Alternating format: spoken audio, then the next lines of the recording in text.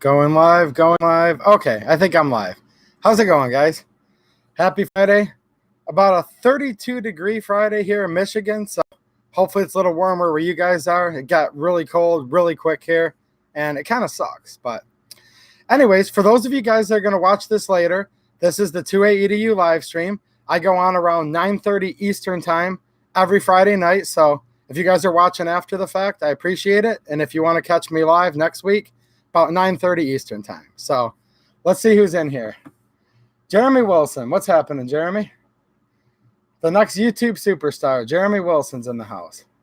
Brastard. What's happening, Brastard? You know what's funny is apparently Brastard is a new algorithm search phrase, or what should I say this? Shadow ban phrase. Because I saw Jeremy literally said, hey, Brastard. My moderator wasn't in here yet, and I had to hit approve. So apparently, YouTube doesn't like the name Brastard, but that's a good thing, man. I'm even a bigger fan of you than I already was, Brastard. If YouTube doesn't like you, I definitely like you. So there you go. I just thought you guys would get a kick out of that. You know, I start the stream ahead of time, like I say, hoping you'll get notifications. Most of you don't, but Raphael Davis is here. What's up, Raphael? It looks like he got a notification, so that's cool. Mateo, how's it going, man? Let's see who else is in here. Strike 9. What's happening, Strike 9? And Strike 9 got a notification too, which is awesome. Joey King. What's happening, Joey? Sword of the Spirit. What's happening, Sword? How you doing, man? Yeah, it's crazy. You know, notifications. It's like sometimes people get them, sometimes they don't. Usually not, but hey, I'm a gun channel, so it's just par for the course. And like I said, we should be happy they don't like us, because we're not exactly like Google and the rest of those guys, are we? So, whatever. We'll deal with it. We've got each other at least, don't we? Limbert Johnson. What's happening, Limbert? Yeah, Raphael, half the time's a lot better than nothing, man. A lot better than most, I will say. Don't worry. Keep following the channel longer, and they'll probably send you less and less. You can count on that. Trey Orr. What's happening, Trey? Matt Morrison. What's happening, Matt? Some of my longtime buddies in here already, so this is going to be a good night, guys. You guys saw the milsurps that I'm going to show, didn't you? Francis, speaking of that, I said, hey, you know, long time, guys. Francis comes in here. He's in a bad mood, but it's okay because we have the best streams. Our streams, they said, sir, your streams are quite possibly the best streams that there ever were. Even probably people that don't like your stream still like your stream because it's huge. And quite frankly, it's simply the best. That's what they said. They said your stream, they thought were never possible. They said you can't stream like this. We are now streaming like nobody has ever streamed before. Thank you. All right, Francis, hopefully that made you laugh just a little bit. I know I'm not as good as the real thing, but hey, whatever. Who else is in here? Kirk's here. How's it going, Kirk? Yeah, the president has a rally right now, so maybe after he's over, a few other people will come in, but I thought for those of you missing it, I just do a teeny little impersonation of him, you know. Anyway, so if you guys have any questions or anything you want to talk about, hit me up in the chat. But basically, I was going to talk to you guys about a few videos that I'm planning on coming up here. Some ideas that some other people requested, some ideas I kind of have going on. So we're going to go over that a little bit. I have a new product from Bloody Wheels. For those of you that saw my video the other day with all the mag spacers and everything, I showed a bunch of really cool stuff. So if you're a G2C or G3 owner and you want to start, you know, fooling around with the different magazines, the interchangeability between the two, if you're using the SIG mags, you'll find a lot of useful info there. But I do have another product I wanted to show you guys that I didn't discuss in there, and it actually has nothing to do with Tauruses. So it's basically a new AR-15 product he has, which I'm going to start off with that because it's good for us to help support our small businesses, guys. I've talked about this guy before. Look, he's not a sponsor of the channel. He doesn't give me any money. He sent me a few items that I'm giving away more than half to, like I announced in my last video. But he's like all of us. He's struggling, just trying to, get a little side business going. And he's on YouTube, and he's also sells on eBay. Well, for those of you guys familiar with eBay, eBay's rabidly anti-gun. They're as bad as anybody. So I'm going to show you guys a product that he spent a bunch of his time, research and development, prototyping, finally got the finished product out. He put it on eBay, and they removed it because it's for an assault weapon. So if you guys need this info, I can put it in the chat here, but take a peek here. Here's his email address. It's bloody_wheels@yahoo.com. And the product I'm about to show you, you guys can email him directly or hit him up in one of the YouTube comments. I know I've got him pinned in my last video where I covered all of his products. And this is a little AR, 15 or whatever AR type. Thumb saver is what he calls it. Neat little invention. This is 3D printed, made out of a high quality polymer. Same type of manufacturing and fit and finish as his really nice mag spacers I've been showing you guys, right? Same type of process. And I wasn't joking in that last video, guys. This is the real deal. This is like really, really good stuff. I've had one of his loaders for over a year and no problems with it at all. I've taken it to the range, dropped it. It's fallen on the floor of the truck, whatever. So look at this, guys. Nice little invention here that he had. And it actually works. I'll show you guys. And we can talk about it on YouTube. I mean, we're not selling any guns on this channel. I'm not actually selling you guys anything. But you guys can get a hold of Bloody Wheels. Again, he's pinned in the comments on my last video. And, this is just a guy running a small business, providing, like, really affordable solutions. I don't know if you guys know this, but the other guys' grip spacers are like $35. And his are $7. Well, eBay said, nope. You can't sell this. This is an assault weapon, they say. I'm not lying, guys. It's that sick. But I'll show you how it works. Basically, you're just taking here. There's two nice little chamfered spots for your finger and your thumb. Just push down, however you want to do it. And it's just going to take a little bit of the tension off, You guys get the point. Obviously, the first couple rounds, I don't usually use a mag loader, but it can start to get tight near the end. So if there's any AR-15 guys out there looking for a product that's affordable and useful, hit him up. And the reason why I'm giving him a plug for this, guys, is I feel terrible. Because he basically, look, for you guys that didn't see my last video, this is the nicest guy ever. He's like bends over backwards to try to help people. From what I understand, he's never even gotten an order bad. But if he ever did, he'll take care of you quickly. And I just really want to support guys like this. And it just made me feel terrible that this guy went through all the trouble to make this. And eBay canceled his product because this is considered to be an assault rifle by their metric, right? Or an assault, weapon part according to them. So that's kind of how I am, guys. I like to get behind people on principle. So he sent this to the channel. I'm going to give this away to one of my Patreon members, and I'm going to buy like 5 more off of him and give those away too. And if any of you guys want to buy anything from him, go ahead, because I'm getting sick and tired of all these libtards trying to kill the American spirit for somebody that's making perfectly lawful items. There's a Lawful Commerce Act that covers firearms. You guys know the point. Francis told me to be in a good mood tonight, so I'll stop ranting. Let's see who else popped in here. We got Josh Benware. How's it going, Josh? Hey, for those of you guys that don't know Josh Benware, I've been a sub of his channel for a long time. He's going to do stuff on his channel you're not going to see here. Like one of his recent videos is actually showing you different angles of trajectory, like when you're behind cover, where you might think the bad guy can see you from a certain spot, but if he's above you, I'm not going to ruin the video, guys. Go watch it. This guy has stuff on his channel that, again, different strokes for different folks. He's going to teach you stuff that I'm not going to cover.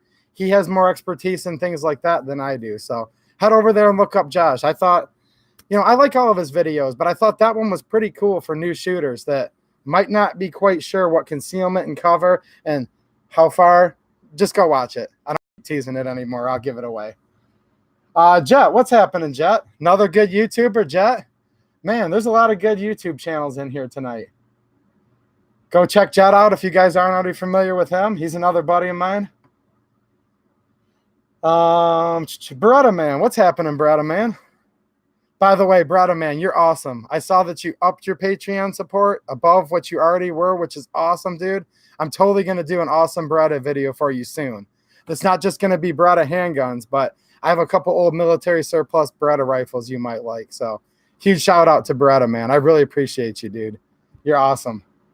And even if you didn't donate a penny, I'd still like you because you're one of the nicest guys, you know, on here. Quite frankly. Francis, have I ever used the Potovac speed loader for any of my mags? Have I used it? I've got a video on it, man.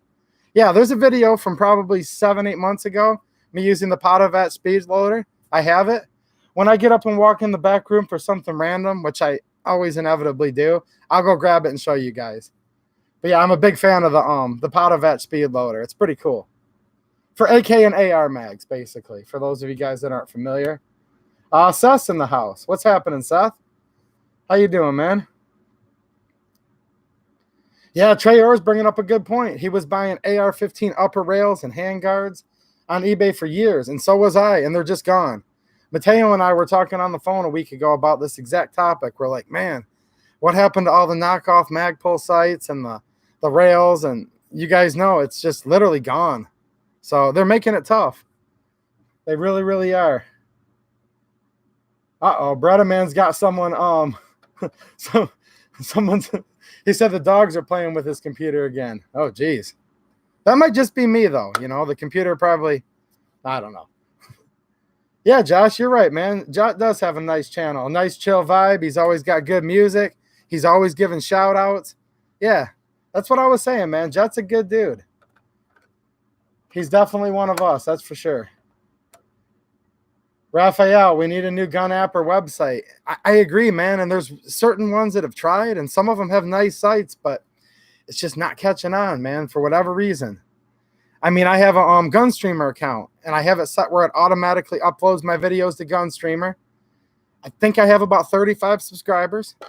I'm thankful for those 35, but at the same time, man, it'd be tough to make videos knowing that only 35 people are going to see them.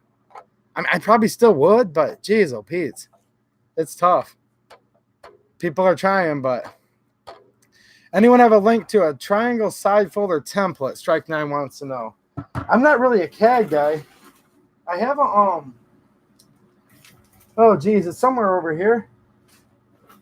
I got too much crap in the shop, guys. I need to do some cleaning. I have a triangle side folder within a few of me for sure. Are you looking, what do you mean by template? Are you looking for the way it interfaces in the back, like the hinge area, or are you looking for the overall size? Because I have one. I might be able to get the dimensions you need. Ninja Scout, what's happening, Ninja? You can still get a solvent trap on eBay with one hole to drill, and then it's a legit noise reducer. There you go, the old solvent trap, right? There's the style, too, that'll adapt from, like, you know, 1/2x28 to whatever the thread is for an oil filter. And what that's for, like he's saying, the solvent trap. You screw one end onto the barrel of the gun, and that's so as you're flushing all the solvent down the bore, the oil filter cleanly and nicely protects the environment and collects it all. And I guess that's the official legit reason to have a solvent trap, right? But I'm kind of surprised they're still allowing solvent traps because I'm pretty sure they don't like. Tactical Review. How's it going, Tactical Review? Looks like he got a new AK. Let's see here. Paul's here. Paul Gonze. How's it going, Paul? Time change. I have one tomorrow. I think it's the whole country. I don't know. I'm in Michigan and we have it, which means I'm even more screwed trying to get the rest of my work done outside before winter because I lose another hour of daylight. I need that like a hole in the head, right? For those of you just joining, we've got, what channels do we have in here tonight? We've got Ninja Scout, okay? We have Josh Benware. We have Tactical Review. We have Jet. All of them, personal endorsement. Go check them out, guys. These are all good guys that I'm already sub to, so. AZ Normal, how's it going, man? He said not in Arizona, so I guess, I don't know. I thought time zones were for the whole country, but maybe not. I've always lived in Michigan, so I guess I'm kind of boring. Orion Fixer, what's happening? Brastard, another good YouTuber out there. Don't want to forget Brastard. Jay Garcia, what's happening, Jay? He's in Florida, nice and warm. It's freezing here in Michigan. Freezing, freezing. I still have my fan in my window. I've got to turn it on low, guys, to where it sucks it out because there's a big draft coming in. So hopefully it's not too noisy. Oh, yeah. Yeah, YouTube unsubs me from you guys sometimes. I have to go through and make my rounds. Tactical Review is one of them. I'm like, man, why hasn't Tactical done anything lately? I hope he's all right. So I go look down my sub list. I'm like, I must just be missing him. Type it in, manually find him. It says subscribe. Instead of subscribed, like as I had been, subscribe. It happens sometimes. I don't know if you guys notice it too, but it'll kind of go in spurts. It seems like it won't happen for a while. And then all of a sudden, I'll be missing like 2 or 3 people. And I'll go look for them. And sure enough, I'm magically unsubscribed. Now, there's other people I've been subbed to for like 10 years, and they've never unsubbed me from them. It's just completely random. I don't know. Have no clue. Oh, I know. Wearing a t-shirt one day, and yeah. Speaking of which, I got to put my my nice winter jacket on that I got early spring. I'll show you guys that in a minute. My concealed carry jacket. Finally got to wear that today. It's full on, basically, winter temperatures here. Yeah, they screw with the notifications. If they don't unsub you, they'll turn the bell off and you turn it back on. And yeah, like Raphael saying, it just kind of happens, doesn't it? It's crazy. So here's some videos I have planned, guys, and I'll show you some of them real quick. I'm not going to do reviews on the guns right now because that'll kind of like cancel out the video, but I thought I'd go old school for a little bit.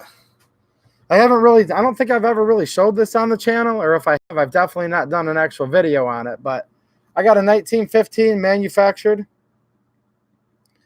DWM Luger here. And this is about as classic as it gets, guys. This is, in my opinion, a gun that's pretty darn interesting. So a lot of history behind it. So I'm going to do a video on this. I'm probably not going to be able to thoroughly cover it, but I'll try my best. Little piece of trivia for you guys on this. Did you know that the German Lugers and a couple other countries that made them also, there's over 3,000 variants of this gun. Like 3,000 variants that actually have distinguishable features and markings. 3,000 different variants of this gun. So I'm definitely not a Luger expert. And that's why I've kind of put off doing the video, because there's so many little nuances. Some expert will come in and say I got something wrong, but you know what? I think it'll be a fun video. And even if I get 99% of it right, maybe we can all still learn something, right? So yeah, this is kind of the gun that kind of started it all with modern guns. I mean, it wasn't the first semi-automatic, but this is basically the gun that started the use of the 9mm, as we know it today, Luger round. Now, there's a bunch of debate there. I think technically 9mm Parabellum's the proper name for it, 9x19, but it's become commonly known as the 9mm Luger because of Luger and his pistol. So, I mean, right here, here's a random box of ammo. It doesn't take long before you see 9mm referred to as 9mm Luger, right? Well, here she is, 1908, well, P08 Luger. This is specifically called a 1914 pattern. Again, 3,000 variants of this gun, guys. So, thought I saw somebody else pop in here. Tree Guy, what's happening, man? Nice to see you. Chinese 56S SKSs. I'm definitely going to do some more Chinese AK reviews. I have a 56 parts kit build back here. Also, maybe I'll bring in a pre-band 56S. What do you guys think? Would that be a fun video showing a... So a 56-1 would have been the military designation, right?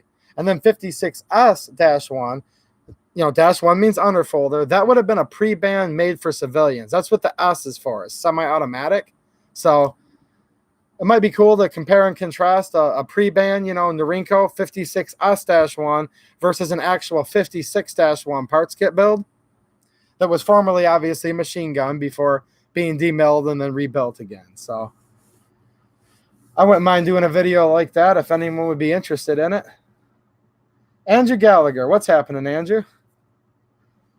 So I got another oldie here. We'll skip ahead to the next big war, World War II.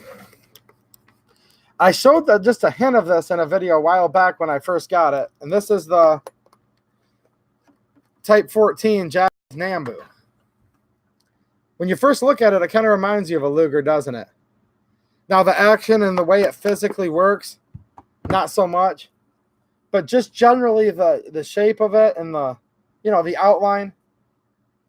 People have called these Japanese Lugers. I think that's a little bit far-fetched, but it certainly reminds you of one, doesn't it? Hey, let me grab that Luger again. We'll take a peek. I mean, at first glance, right? Grip angle, same. Another piece of trivia for you guys. I don't know if you guys know this or not, but Glock. You know how Glock has its Glock grip angle, right? Well, a lot of guns have modeled themselves after the 1911 grip angle. The Glock actually has the grip angle of the P08 Luger. Now, it feels different because of the hump, okay? Glock does have the hump in the back. When a lot of people say they don't like the Glock grip angle, that's probably what they're talking about. Now, I like Glocks. You guys probably already know that, but besides the hump in the back, the Glock and the Luger actually have the same grip angle. And it's been measured. Go look it up, guys. It's kind of crazy, but Glock took their grip angle off of this gun. So,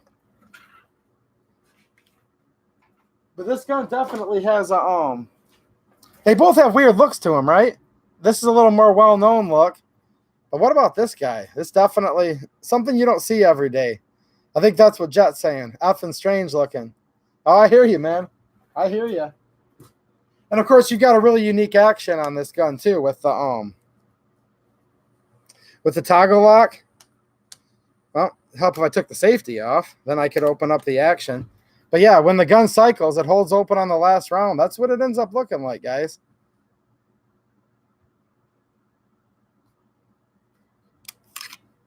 Definitely kind of weird. Oh, yeah. Give me 1 second, guys. I'll be right back.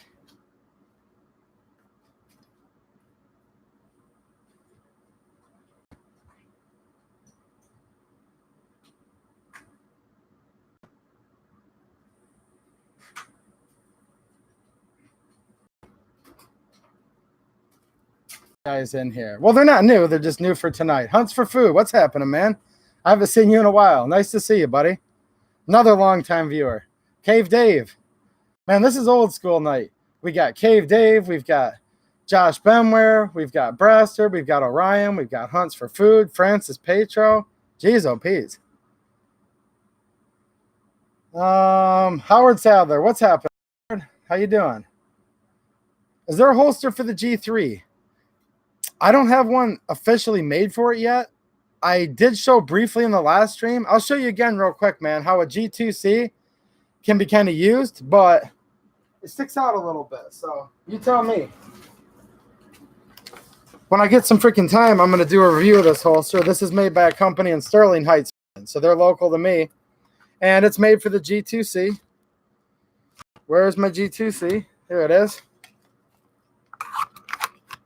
Okay. Hybrid IWB. So there's the G2C, right? With the grip extender and the longer mag. The G3 will fit in it. All right. I mean, it's pretty tight. It's a little bit tighter for the G3 than it is the G2C.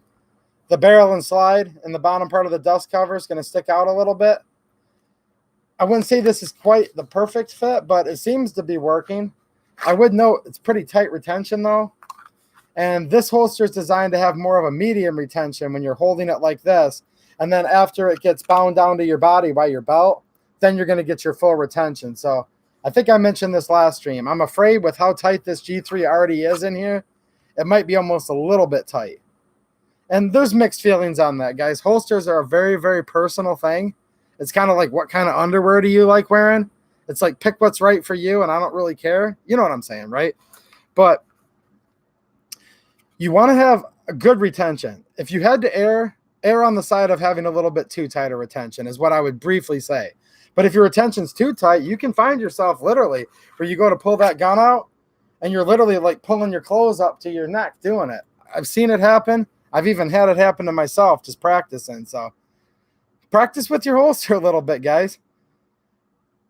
always start practicing with your gun completely unloaded if you're new. Completely unloaded. And Josh Benware is actually a good guy to talk to there. Mateo, there's a couple guys in the chat that have a lot of experience with that. I know Josh has done quite a few videos of him drawing from a holster. And that's like I was saying earlier, guys. You're going to see more of that kind of stuff over there. Me, you'll probably see me drawing from this a little bit, okay? Just to show you guys the holster. I like to talk about stuff and do shooting videos, but I'm not really a high-speed guy. I don't shoot as fast as a lot of guys. I probably never will, but whatever. We can still hang out either way, right? So, yeah, I don't know if that answered your question, but I had a feeling quite a few people had that question, so I thought I'd go over it.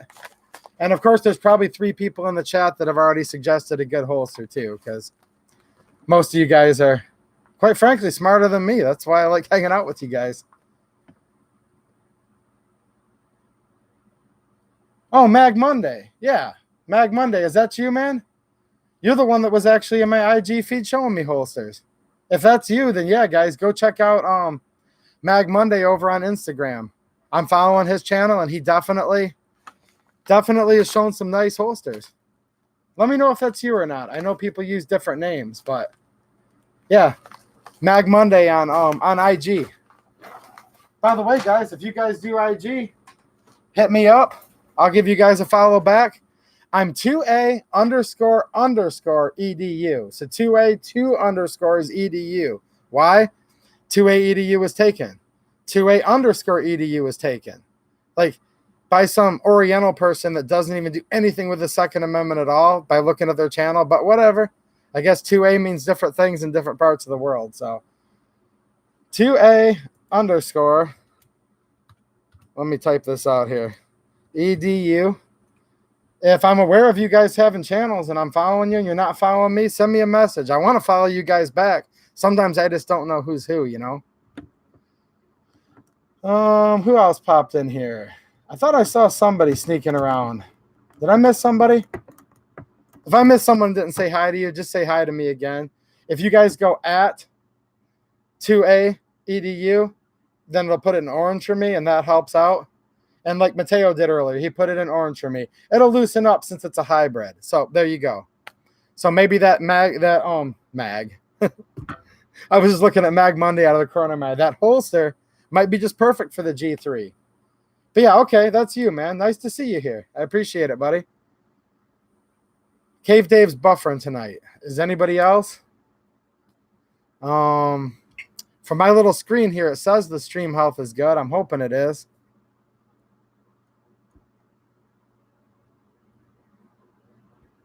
What are people talking about?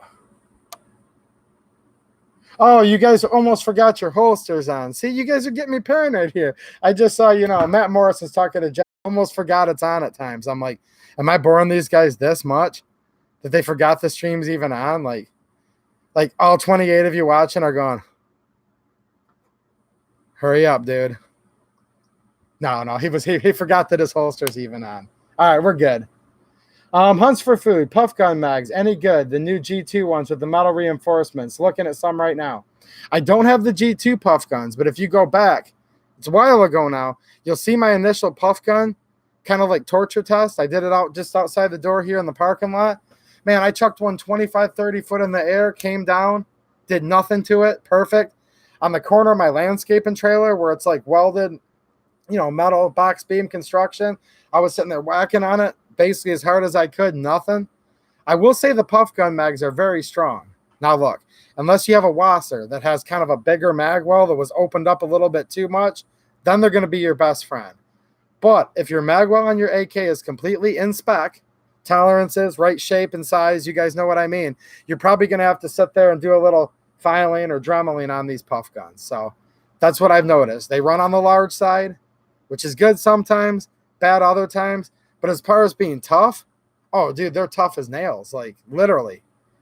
I'm not quite sure exactly why they have a Gen 2 for reinforcement, but hey, improvements are always good. Because the original ones, yeah, they're really, really tough mags. So I think I probably only had like 100 subscribers at the time. So I'm kind of noticing by the comments, a lot of people probably haven't watched that video. So If you're interested in the Potovet speed loader, that's on there. And the initial puff gun test. So, Rockford Ordnance is in here. How's it going, Rockford? What's happening, man? Yeah, Josh, I've got a landscape business. You know, I do lawns a couple days a week. Landscaping and outdoor carpentry, the rest. If you guys saw my IG where I was showing some pictures of some trucks and some tools and stuff laid out, that was a job that I was on, you know, about a month ago or whatever. So, yeah, I do outdoor services is really what it comes down to, you know, some power washing, some hardscapes, mulching, pruning, leaves, lawn, snow. Yeah. Kind of everything really, like you have to stay busy, you know. Oh, that's cool, Josh. I didn't even know that, man. That's pretty cool. I don't know, you guys know BEM Freedom? He's another gun guy that's around the YouTube gun circle quite a bit.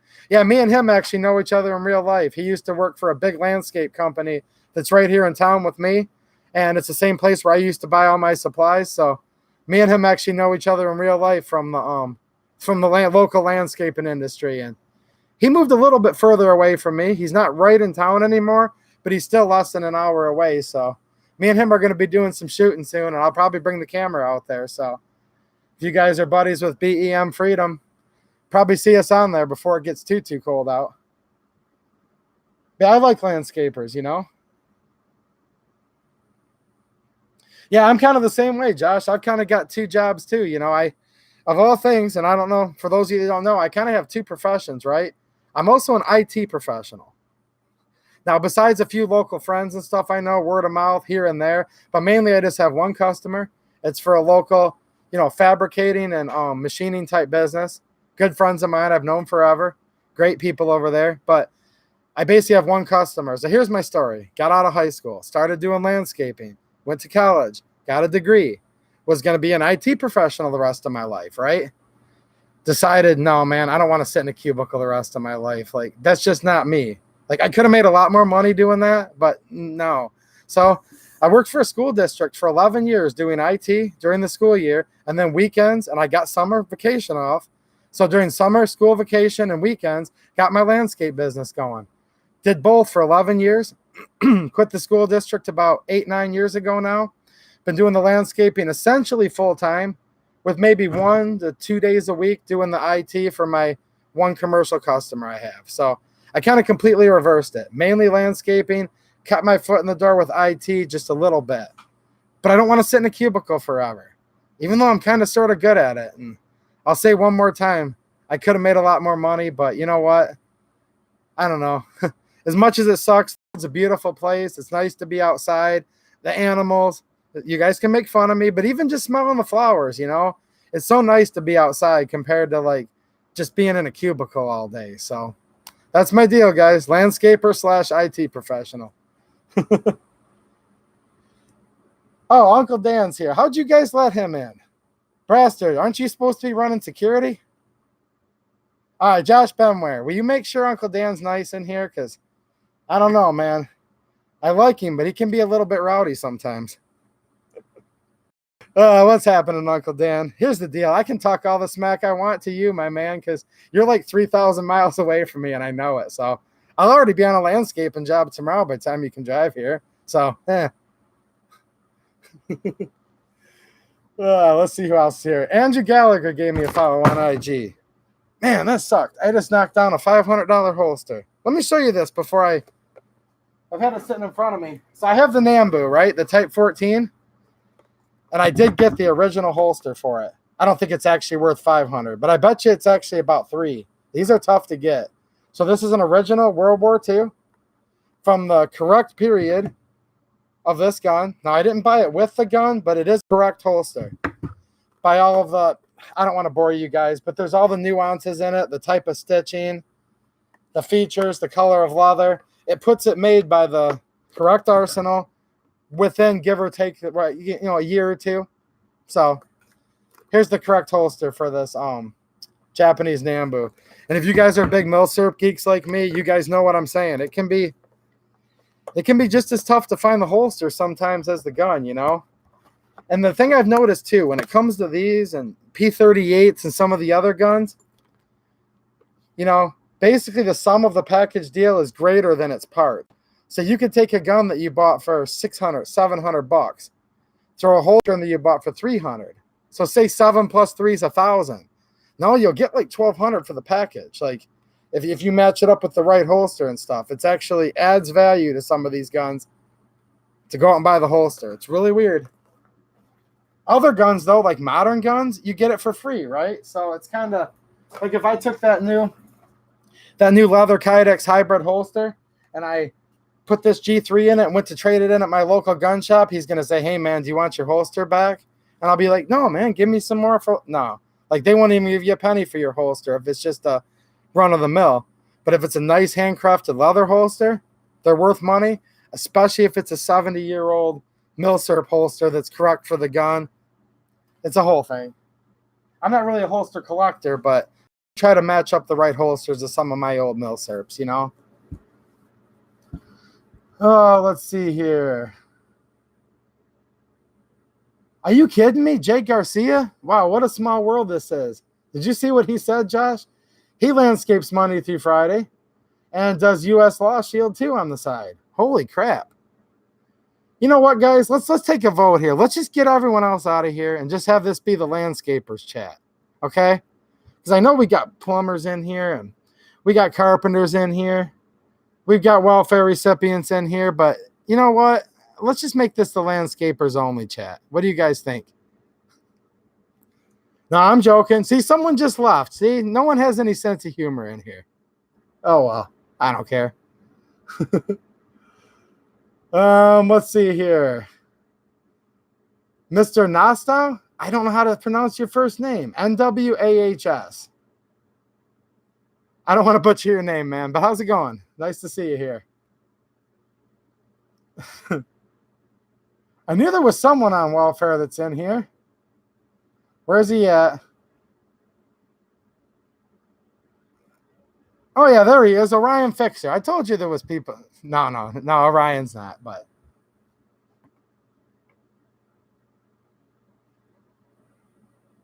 Did Cole quit? Who's Cole? Ooh, Uncle Dan can cover 3,000 miles quick. Ooh. See, yeah, that Nambu here, and he's like, I don't think so, man. I mean, there's 9mm. There's 9mm plus P. There's 9mm plus P plus. Then there's the 8mm Nambu. And, yeah, you guys know what I'm saying. I don't think no one's going to be messing with this shop with that in here. Let's see here. I don't know who you guys talking about. Cole is a subscriber of mine, though, so hopefully you're not talking about him. I hate to see him go. He's a good guy. Brastard's into the landscaping business, it looks like, or knows people that are. NAC 9 you guys are talking about. I don't have a NAC 9, but I do love my PAC 9. You guys have seen it here. Do we have any Glock tards in the house?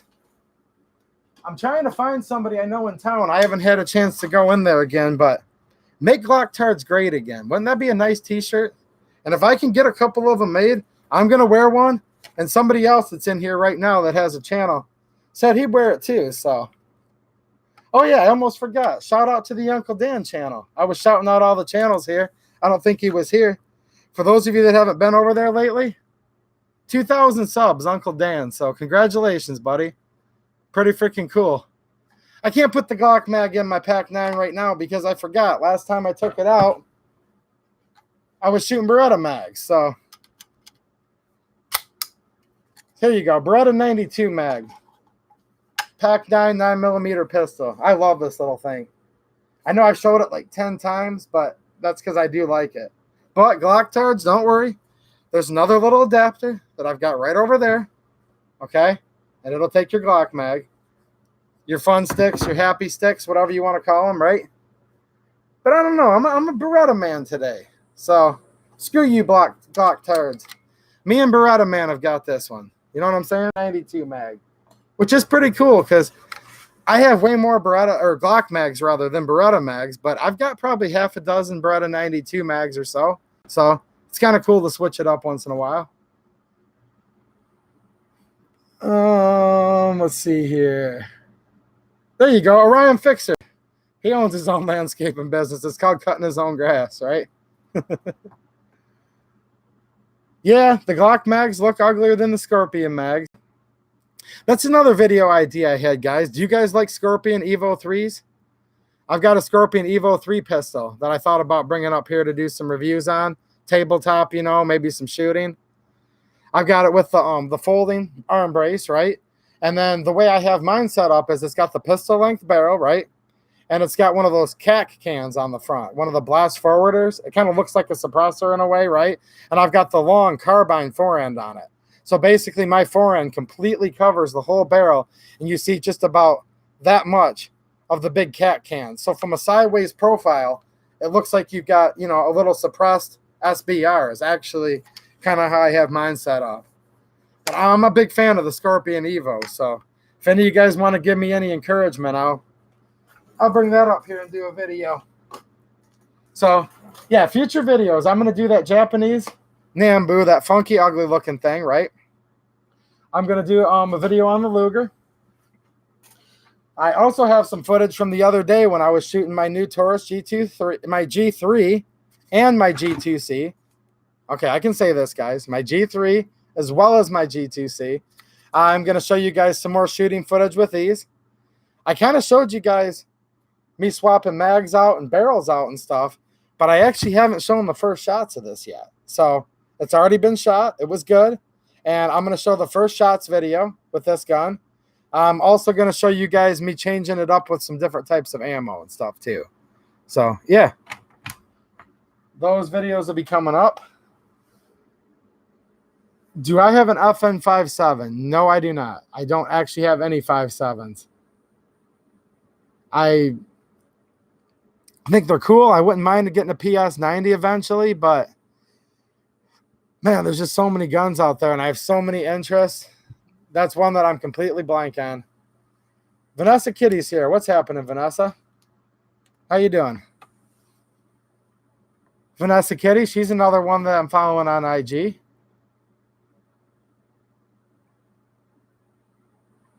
Let's see here. There's 27 people in here. Do any of you guys like the stream? Because if you do, give me a thumbs up. There's always someone in here that's giving me a thumbs down, so we may as well cancel them out the best we can, right? P90 and 7.62 by 25. That wouldn't be a bad idea. Uh-oh, you're going to start a war. There's 5.7 people in here, and now we've got Tokarev people in here. Whew. But then again, you know, I got the 8mm. You guys can argue. Here's what we'll do. You guys can argue, weaken each other, okay? And I'm just going to come in at the end and shred all you guys' arguments with the 8mm Nambu. So, does that sound like a plan? I know Brastard's up for that. Raphael Davis has been thinking about buying a revolver. I've got a couple revolvers. I got a Smith & Wesson revolver, a Taurus, some old military revolvers, Nagant revolvers. Does anybody like those? 44 Magnum. That's what a lot of people say. If you're going to carry a 44 Magnum, or if you're going to carry a revolver, you may as well carry a 44.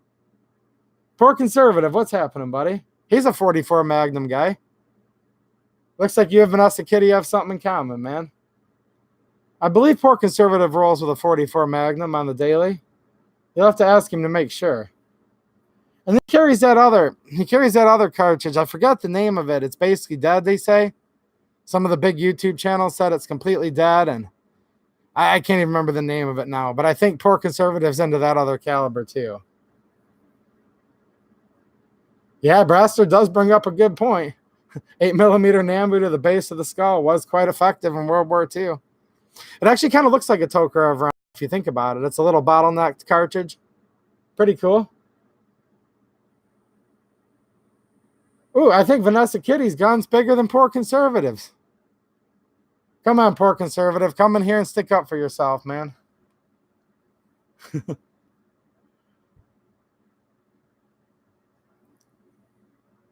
Yep, 44 EDC. And the bigger than 9mm for fun. See, there's always that guy, isn't there? There always is. And I thought it was Uncle Dan that was going to give me issues tonight. Here's the thing, Brastard lives farther away from me than Uncle Dan does. But poor conservative, he could make it here before the stream's over if he hurries. I bet you $1 he could. Start driving, poor conservative. See if you can make it here before we're done. That way you can protect me from Uncle Dan and Brastard, because from what I understand, they're both on their way. No, it's not that wimpy. 8mm Nambu. It's pretty cool. 44 special. That's another good round for sure. And generally, as far as I know, you can always shoot 44 special out of a 44 Magnum chambered gun, right? That's one of the cool things about it. Yeah, Demolition Ranch Matt says it's bad, but Kentucky Ballistics shoots the 500 mag like it's nothing. He might, but I guarantee you he feels it. I mean, you can't even shoot a 500 Smith & Wesson Magnum without feeling it a little bit. I mean, I'm pretty tough. I'm just as tough as those guys. Well, I'm tougher than those guys, but I'm just saying. And it depends, too. All the barrels are basically ported on any of the 500 Smiths, but, man, longer barrel length is going to be a little better. And the other thing, too, with 500, there's such a wide range of loads. But if you're shooting what I would call a full house 500, I don't think there's a man alive that doesn't feel that one. What do you guys think? No, I know what you're saying, brother, man. He's a good actor. It's kind of a little bit, but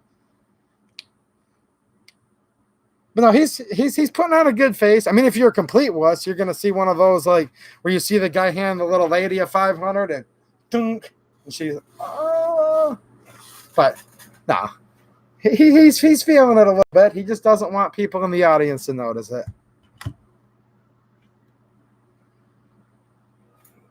Oh, we're talking 50 cal black powder now. An old flintlock.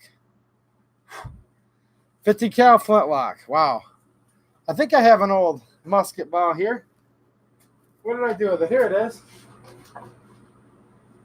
Yeah, these are some old Brown Bess musket balls that date back to Revolutionary War period. These were from that Nepal cache. Any of you guys remember that stream where I was showing the Nepalese kukri back there? I've still got it just sitting right over there. But I bought these. These are from that same Nepal Palace cache. And these are old musket balls from the time period of the U.S. Revolutionary War. Now, these are bigger than the 50 cal, obviously, but still. Yeah, pretty cool. A lot of history there. I bought a small baggie of these. I mean, I kind of overspent to a point, but for the history, it was worth it. I think it was like around maybe $15, $16 for 5 of these musket balls that are over 240 years old, whatever. From the palace at Nepal.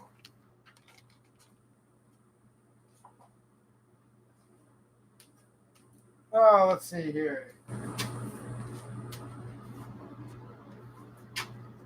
And here's the old 1800s time period kukri that was used by the Gurkhas. Basically, the fiercest fighters that have possibly ever existed anywhere, really, that fought along with the British. See, Nepal never became a British colony because of 2 reasons. The Brits came in there, and they were going to colonize it like they did almost the whole world. And then they ran against these guys called the Gurkhas. And these guys, this was one of their main fighting weapons, and these guys know how to fight. Like, they still do to this day. You can look at footage, literally, of, like, Iraqi Enduring Freedom. You can look at Afghanistan, all of the newer battles, like present-day battlefield. And you'll see these guys. They fight along with us now. You know, they're with the good guys. But they still are to this day and always have been such fierce fighters that the Brits kind of looked at them and said, yeah, we can take Nepal out, but it's such a small country, and these guys are literally going to give us so much hell, and they're going to be just such bastards, you know, to take out. They kind of inked a deal with them, if you guys study the history, and that's why there's so many British weapons that were in that Nepal cache that was purchased by originally Atlanta Cutlery. You can still buy stuff from that palace today. You know, I just bought this a couple months ago, but yeah, this is a relic from a past time period, made by hand. You know, true artisan craftsmanship here. Literally, the preferred weapon of probably some of the toughest fighters like of all time. You guys know what I'm saying? Like, they're on our side now, but you can literally look at modern footage, okay, where they're, they've got belt feds. They're using, 249s, right, and 240 Bravos and M16s and M4s, and they're allies of us. They have some of our weaponry, but there's YouTube videos where you can literally see like a modern day Gurkha killing like 15 people. He starts off with his gun, Afghanis, Talibans, and all that, right? Taliban, ISIS, whatever they were. And this dude's literally like starts off with his gun. Something goes wrong. He's going to his knife, his bare hands. So, yeah, people would argue even today. And I think I just saw Mateo make a funny comment about it. But yeah, yak grease. And this is literally what it sounds like. It's the tallow and fat from the yak, right? Kind of like a cow. But that's a native species there. And these are actually, preserved in yak grease. And I'd say it works pretty good. I've not cleaned this knife because I want to keep it original. But, yeah, this preserve has been on here certainly since the late 1800s. Original hardwood handle.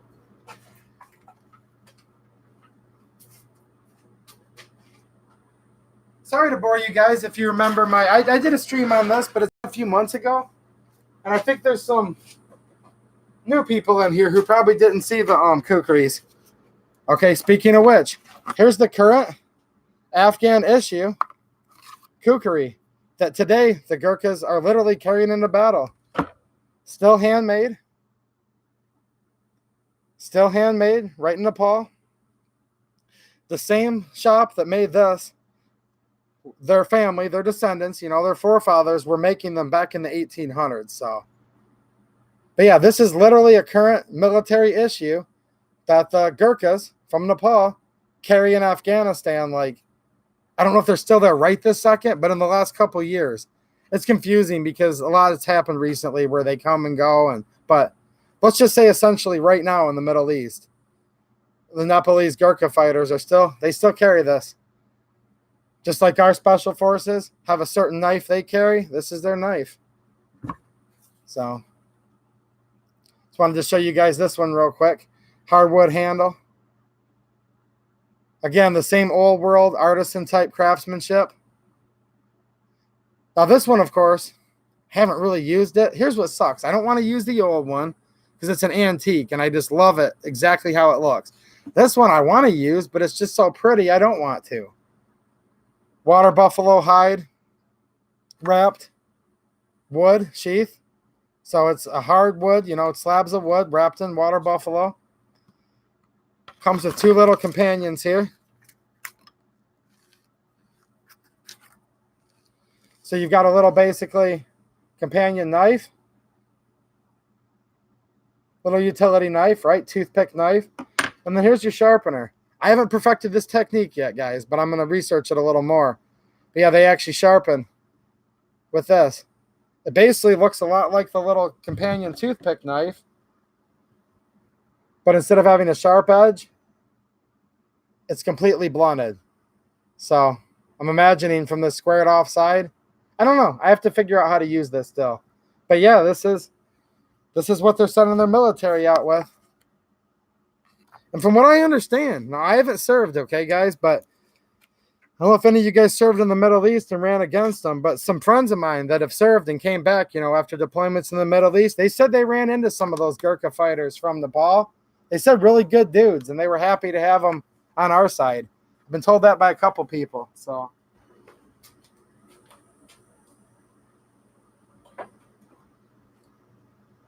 Let me know if any of you guys have ever been deployed with any of those guys. Let me know how they were, Kind of interested in their weapons. Oh, let's see here. Talk Review is going to try to make a kukri. That's pretty interesting.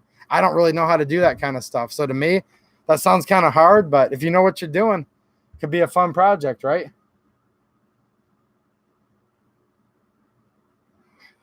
Oh, boy, 357 SIG. You're right, Dan. That is a good round. It's fast. Let's see here. Richard Hughes is here. How's it going, Richard? What's happening, man? Ooh. Well, there's nothing wrong with 9mm. Poor Conservative's a big 9mm fan, aren't you, buddy? Let's see here. You guys are talking expensive taste here. Underwood ammo. Jeez, oh, Pete. I'd have to sell one of these kookaries to afford that kind of stuff.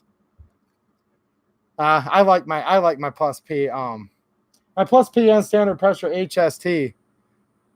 Now, Underwood's great ammo. I'm just messing with you guys, but it's not cheap. I am right on that. Though. Hunts for food. Puff gun Gen 1 are $15. The new Gen 2s with the reinforced front and rear lugs are $30. Ouch. But I was buying my puff guns at way cheaper than that, man. Was that just a sale? Because I got a box of them here. I think I was buying them like 3 for $25 maybe for the black ones. And then I bought a pink one for like $7 or $8. It was on sale. I'll get the puff gun mags back out, guys, and I'll probably go get one of the steel reinforced if that's a thing. That'd be a fun test to compare the two because, man, the material that those non-reinforced ones is so freaking strong, although they're a little oversized. I guess there's no such thing as a free lunch in life, right? There's always that trade-off, but man, are those things freaking tough, like tougher than anything. I got a puff gun mag right here. Hold on, Hunts for Food.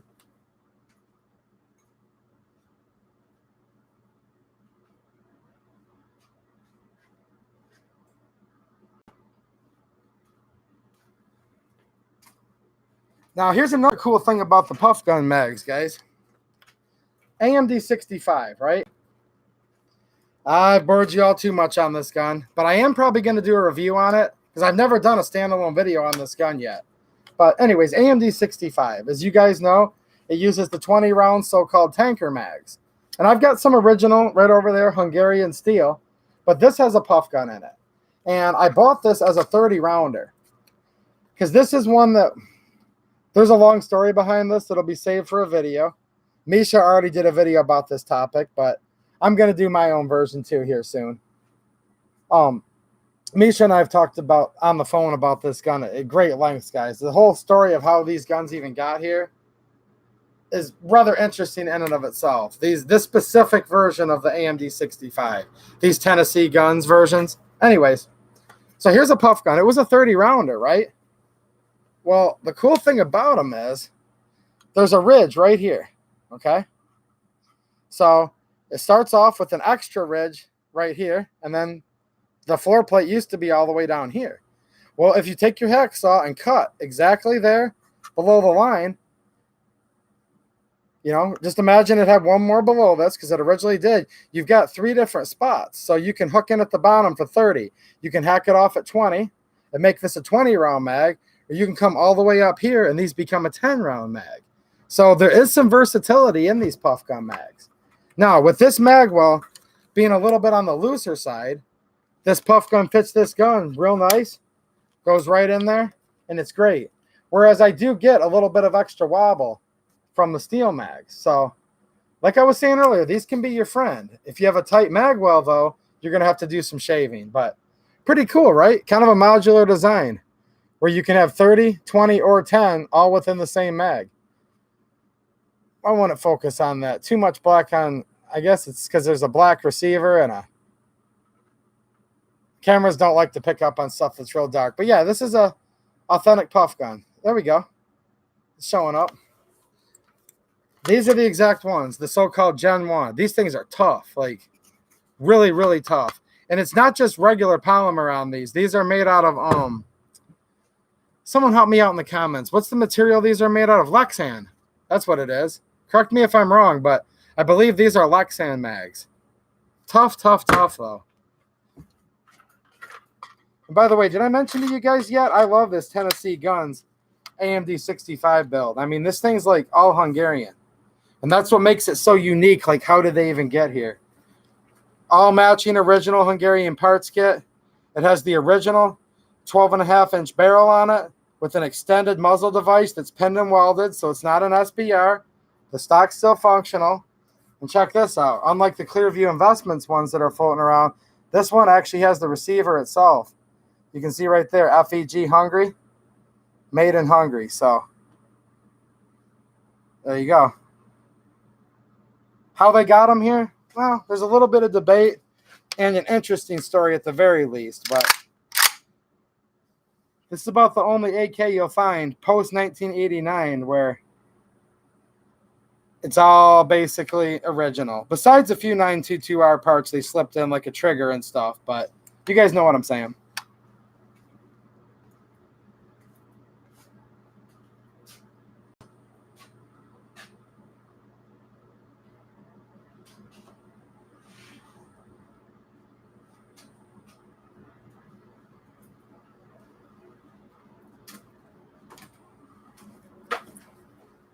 All right. All right, I haven't looked at the chat in forever, so somebody got me sidetracked on an AK thing, and you guys are probably all real surprised that I go off on a huge tangent when an AK comes up. But that's why you guys have the chat. So for you non-AK guys, just talk about why 357 SIG is better than 40. That'll keep you guys busy. If you get bored at any point, right? Let's see here. Dog Dad's here. What's happening, Dog Dad? Dog Dad's all about showing you guys how your dogs can eat natural food, you know, raw food, stuff that's not processed. So any dog guys out there, hit up Dog Dad. Like I've told you guys in the past, I watch some of his videos and I don't even own a dog. So there you go. I'm still waiting for him to do his special on pygmy goats. I've got goats at home, so. But my goats eat all natural anyways. They pretty much just eat hay and forage. And in the winter, I give them some Purina goat chow, though, to supplement. Oh, man, I take my wife out to dinner, too, instead. See, my wife's asleep, so. She gets up super early, goes to bed early, which is good. I get some free time at night this way. What are you guys talking about in here? That's racist, he says. Yeah. The camera doesn't like black. I'm racist. I'm sorry. No, the camera, it is hard for the camera to pick up black stuff, though, for whatever reason. Shoot, most blacks I know look better on camera than me, so it's having a hard time with the gun.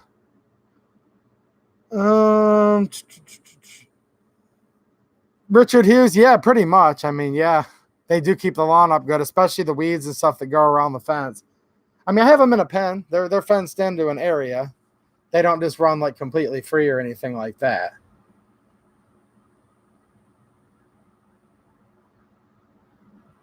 Let's see here. Oh, I can show FEG all night, Ninja Scout says. I'm a big Hungarian AK fan. Like, if you guys get me going here, I'll be gravitating back to the other room and I'm pulling out the AK-63D, the AK-63F, the AKM-63. Yeah, I better stop.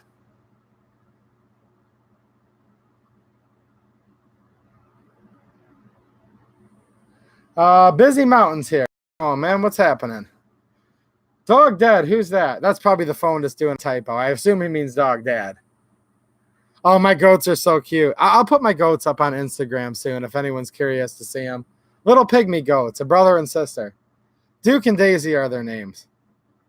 So, I was a big Dukes of Hazzard fan. So, I'm like, hey, you know, Duke, you know, like the Duke boys, and then Daisy. Because, well, who doesn't like Daisy if you're a Dukes of Hazzard fan, right?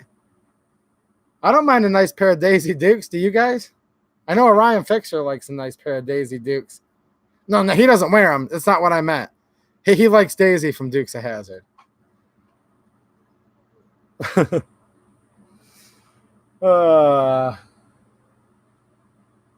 Kitty posted a picture of her drink mug on IG. So there you guys go.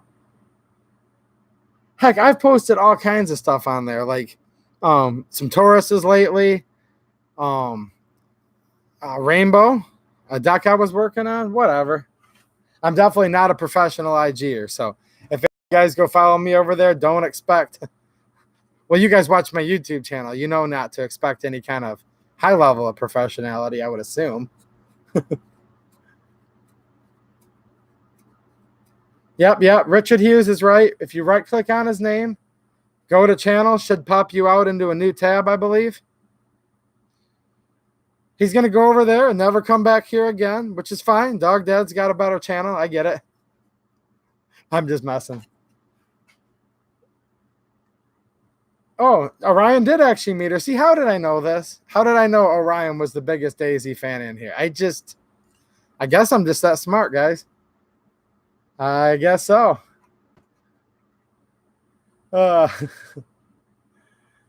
Richard Hughes channel. Put a link to your channel in here too, Richard. I was giving shout outs to all the different channels and you came in a little bit later. So do me a favor, Richard, and throw a link of your channel in here too for these guys. Throw everyone's channels in here. I want everyone to subscribe to everybody. We need each other, guys. Even poor conservative. Look, even him. Okay? Just because he wants to sit there and talk about the diminutive round that I carry and this and that, and his is bigger, and you know, we still support him, all right, guys? Reluctantly support him. Let me just say that. Very reluctantly. But yeah. Pebbles the bird. Vanessa Kitty's right. Yeah, I'll have time to watch more of the Hank Strange streams. You know, Lifestyles of Locked and Loaded. I've seen Pebbles on there a few times. For sure. See, in the summer, you'll find me listening to that stream quite a bit in the lawnmower because it's still dark all the way up till 9:30. And I'll just down in my pouch listening through the Bluetooth. I run the Peltor 500s, by the way, guys. The Tactical Sport 500s. They work great for shooting. They're great for lawn mowing. I can turn down the ambient noise all the way on them, but the Bluetooth still comes in nice. So for any of you lawn and landscaping guys out there, there's probably better ones, but I've really had good luck with the Peltor Sport 500s. There's a little knob with them where there's the plastic piece that over a bunch of wear kind of starts to come loose. I super glued it on both of them. It appears a permanent fix. So Dog Dad, thanks, man. I really appreciate the super chat. That's freaking awesome, man. Yeah, the G2S. It's still right here. Here's the thing, guys. What's happened, okay? Okay, little channel update. I'm still totally into milsurps, guys. AKs, gun rights videos. They're all coming. I did gun rights videos like every day for 2 months. I'm trying to do more gun videos just so I don't go insane. But more gun rights videos coming soon. I just can't get off these Taurus videos because what I realized happened is this. G2C. You guys know the story. I'm not going to repeat all of it, but didn't know what to think of this stupid thing. Now it's one of my favorite guns. Somehow it just is. Trust me. I love this thing. Then I got the G3, and I'm just learning, like, the G3 barrel will shoot out of here, and I can take G3 mags, put them in the G2C, SIG 226 mags, shoot in both. Like I was saying earlier, shout out to my good buddy, Bloody Wheels. He's got all these awesome spacers. Look at that, how pretty that is. I'm just having so much fun with these Taurus guns, just how much stuff I can interchange and test. And so, yeah, definitely, though, I've not switched over to the only Taurus channel, so don't worry. But there is going to be a G2S. It's right over there, like 2 foot off camera. I'm going to do an unboxing and some review of that. Vanessa Kitty, I used the non-electronic pellets forever, for like 20 years, and I used to just have the earbuds come up underneath. Once in a while, though, as I'm running the zero-turn mower, even though I'm trying to run it down under my shirt, that branch will come through, like a sugar maple branch or something that grows like 3 foot a week. Benware knows what I'm talking about. There's these trees that, like, you go out there with your loppers, and a week later, it's already hitting you in the face, and you're going along, and all it takes is like one leaf to get underneath there, and it just goes rip, and it moves it, and then you cut it off with your, just like the Bluetooth now when I'm on the lawnmower. But yeah, I've ran regular Peltors forever, ever. M4 Johnny, what's happening, man? 45 Colt, though, Ryan says. I love 45 long Colt. Definitely do. Okay, so I did a video on the G2C, and this is not to start a debate. This is what I do. And there's probably like 5 guys in here who will have something else they'll recommend, but I don't think any of them will tell me I'm stupid. So, well, poor conservative's going to tell me I'm stupid, but like I said, I barely like him. So it's like whatever, right? Now, There's some rounds that are designed. I'm going to put this real quickly, guys. There's some rounds that are designed to perform fast. There's some that are designed to perform and expand slow. Now, I'm missing a bunch of detail here on purpose because I don't want this to be an all ammo stream. So, out of a small barrel, 3-inch barrel, right? I generally opt for the Federal HST 147 grain standard pressure. Reason being, once you get up to a 4-inch barrel, I start to change my tune a little bit. I'm a huge fan all of a sudden.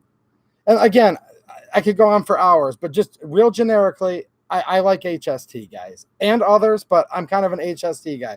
So once I get up to a 4-inch barrel or bigger, then I like to switch over to like 124 grain plus P. Well, with a 4-inch being kind of on the minimum, a 5 1/4 being like totally kick-ass, you can get some speed going, guys. Like a substantial difference in speed between a 5 1/4 down to a 3-inch. This being about at the lowest end that I'll switch up to a little bit lighter bullet to get it going a little faster. So with that said, these 147 grain standard pressures, the odds are already against you for terminal ballistics when you're running a short barrel on a 9. We all know this. There's no such thing as a free lunch. You've got to compromise somewhere, right? So depends the comfort of carry, how deep you need to conceal. There's a million reasons why a guy might choose to carry a huge gun. He might need to carry a small gun. He might just prefer to. So when we get these small guns with the short barrels, to get a round that consistently tests well in gel out of a longer barrel does not necessarily correlate over to the same thing in a short barrel, because some rounds, the way the bullets are actually designed and engineered, require speed to get them to properly either expand or to penetrate. It can work both ways. Did I cover it, or was that a little bit too rabbit hole? I don't know. Ammo is one of those things that if you just start even talking about it, it can quickly turn into hours. But this is what I run generally to protect myself with. 147 grain HST standard pressure and a small pocket gun or subcompact. I like the 124 grain plus P HSTs. Those are great. I've even been known to run 147 grain plus P. I just don't see putting plus P ammo as much. Now, there's other guys that know more than me that will do it. So it's whatever. I even run HST in my 380, my little pocket gun, which is, like I've said before, is generally my backup. But in extreme instances where I can't really be carrying a gun, but I still do, then it's my only gun, you know? Yeah, yep, he's right. Mr. NWAHS. I'm sorry, man. I'm just spelling your name, but yeah, they're going to be, so they have the Florida facility now, Taurus does, right? And then Georgia. I don't know if they're going to make everything, though, in the U.S. So, like, for example, the G3s being made right now are made in Brazil. But the Taurus Spectrum, which has been out a couple years, year and a half at least, that's made in the United States in Florida. So I see more of the Taurus guns being made in the U.S., but it's going to take a while, if ever, before they completely get rid of Brazil. That's kind of their main, headquarters and stuff, if you will. But the big thing with Taurus happened is they say they're totally under new management. And this kind of makes sense because I've never been the biggest Taurus fan, like, over the years, quite frankly.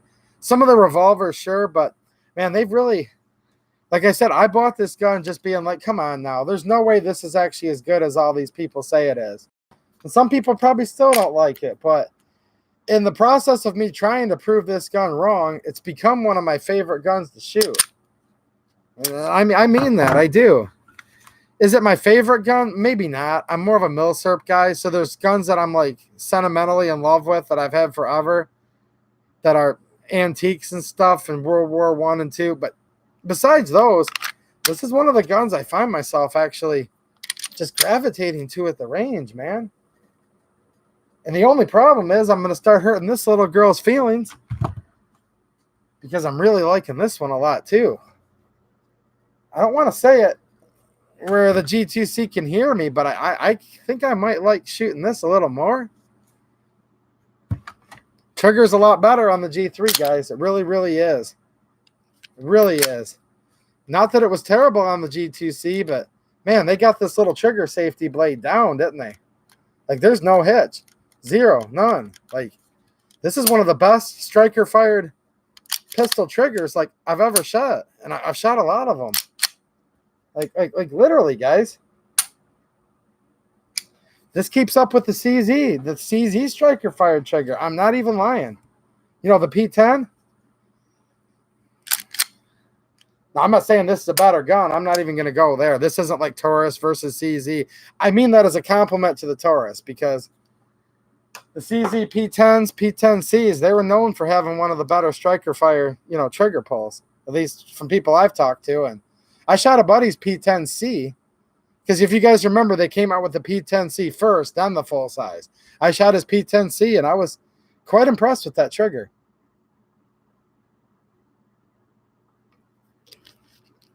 That's the problem with me, guys. It's hard to argue with me about gun brand debates, because I'll pull out the Taurus and say, man, I love this Taurus, and someone will go, screw you, I'm a Glock guy. And I'm like, yeah, it's all good. I'm a Glock guy too, you know? And then some other guy will walk in the room and say, man, screw both of you. I'm a CZ guy. And I'm like, CZ, I love it. Are you a CZ pre-B guy? CZB? CZBD? I mean, what are you into? Are you into the Tri-Stars? You into the Turkish ones? I mean, SARS Lamaz? Like, which what do you guys like? Canik? I mean, you guys know what I'm saying.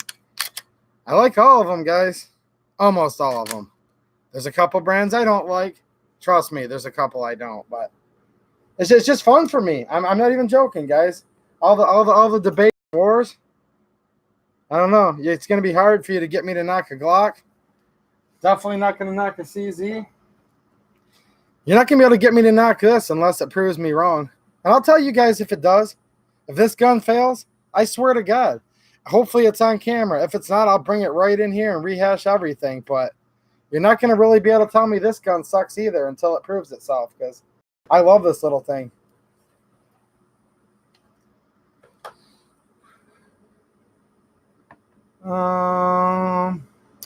Howard Sadler, what's up, man? He's asking me what I think about the TH9 and TH9C. See, I've considered a TH9C only because I found out from Bloody Wheels, watching one of his videos, that it'll take the HS2000 magazines.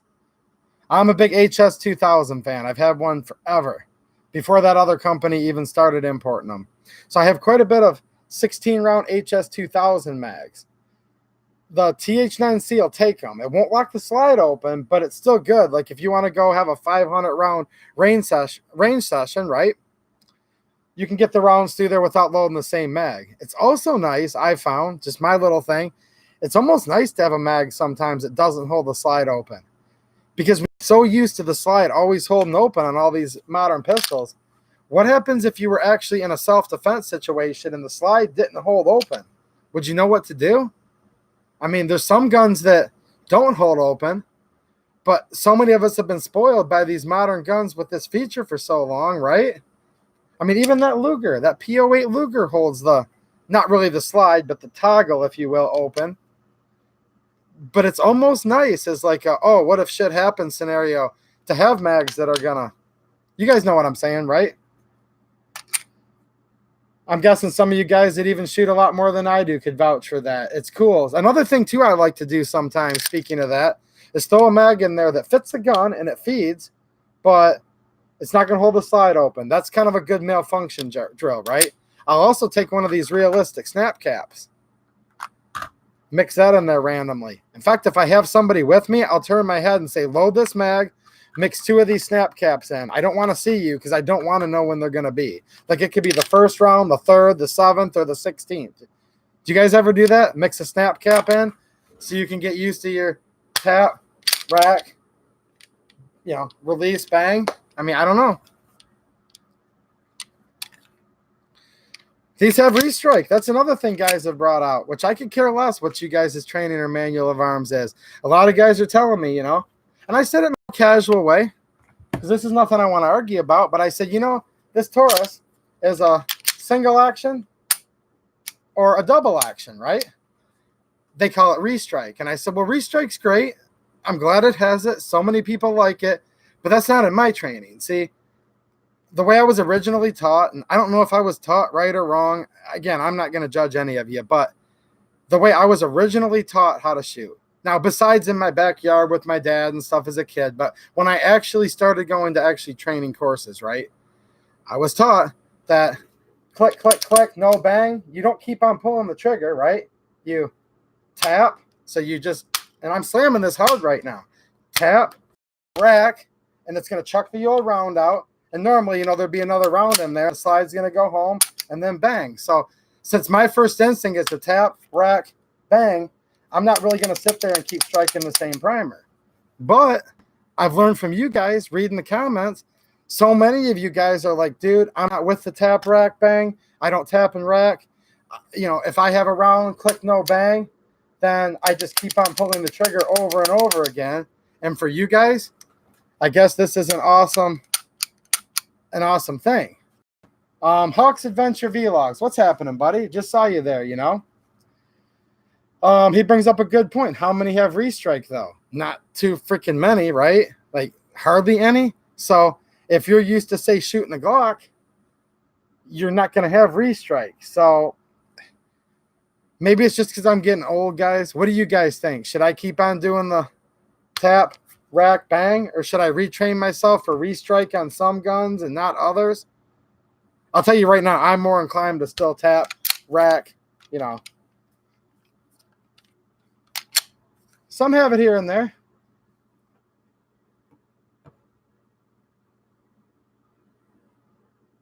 The gun I owned at the time, the HS-2000, or we'll just say a derivative thereof that I won't mention their name. It definitely doesn't have it. I mean, it's like, you learn to shoot, but then you get like some training where it's like, well, hold on a minute. Malfunctions, what happens? That's what I'm talking about. Heck, I learned to shoot off my parents' front porch with my dad with a little single shot bolt action 22. That's when I learned to shoot at, like, by most people's standards, probably way too young, like super, super young. Mateo says, nah, keep the old method. Kel-Tec 380. You guys want me to do a video on this? Kel-Tec P380? Just took it out of my pocket, guys. This is the old backup. It's been with me a while. I like this little gun.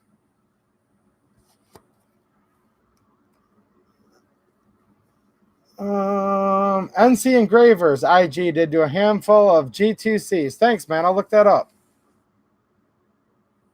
Ben Ware saying tap rack, better safe than sorry.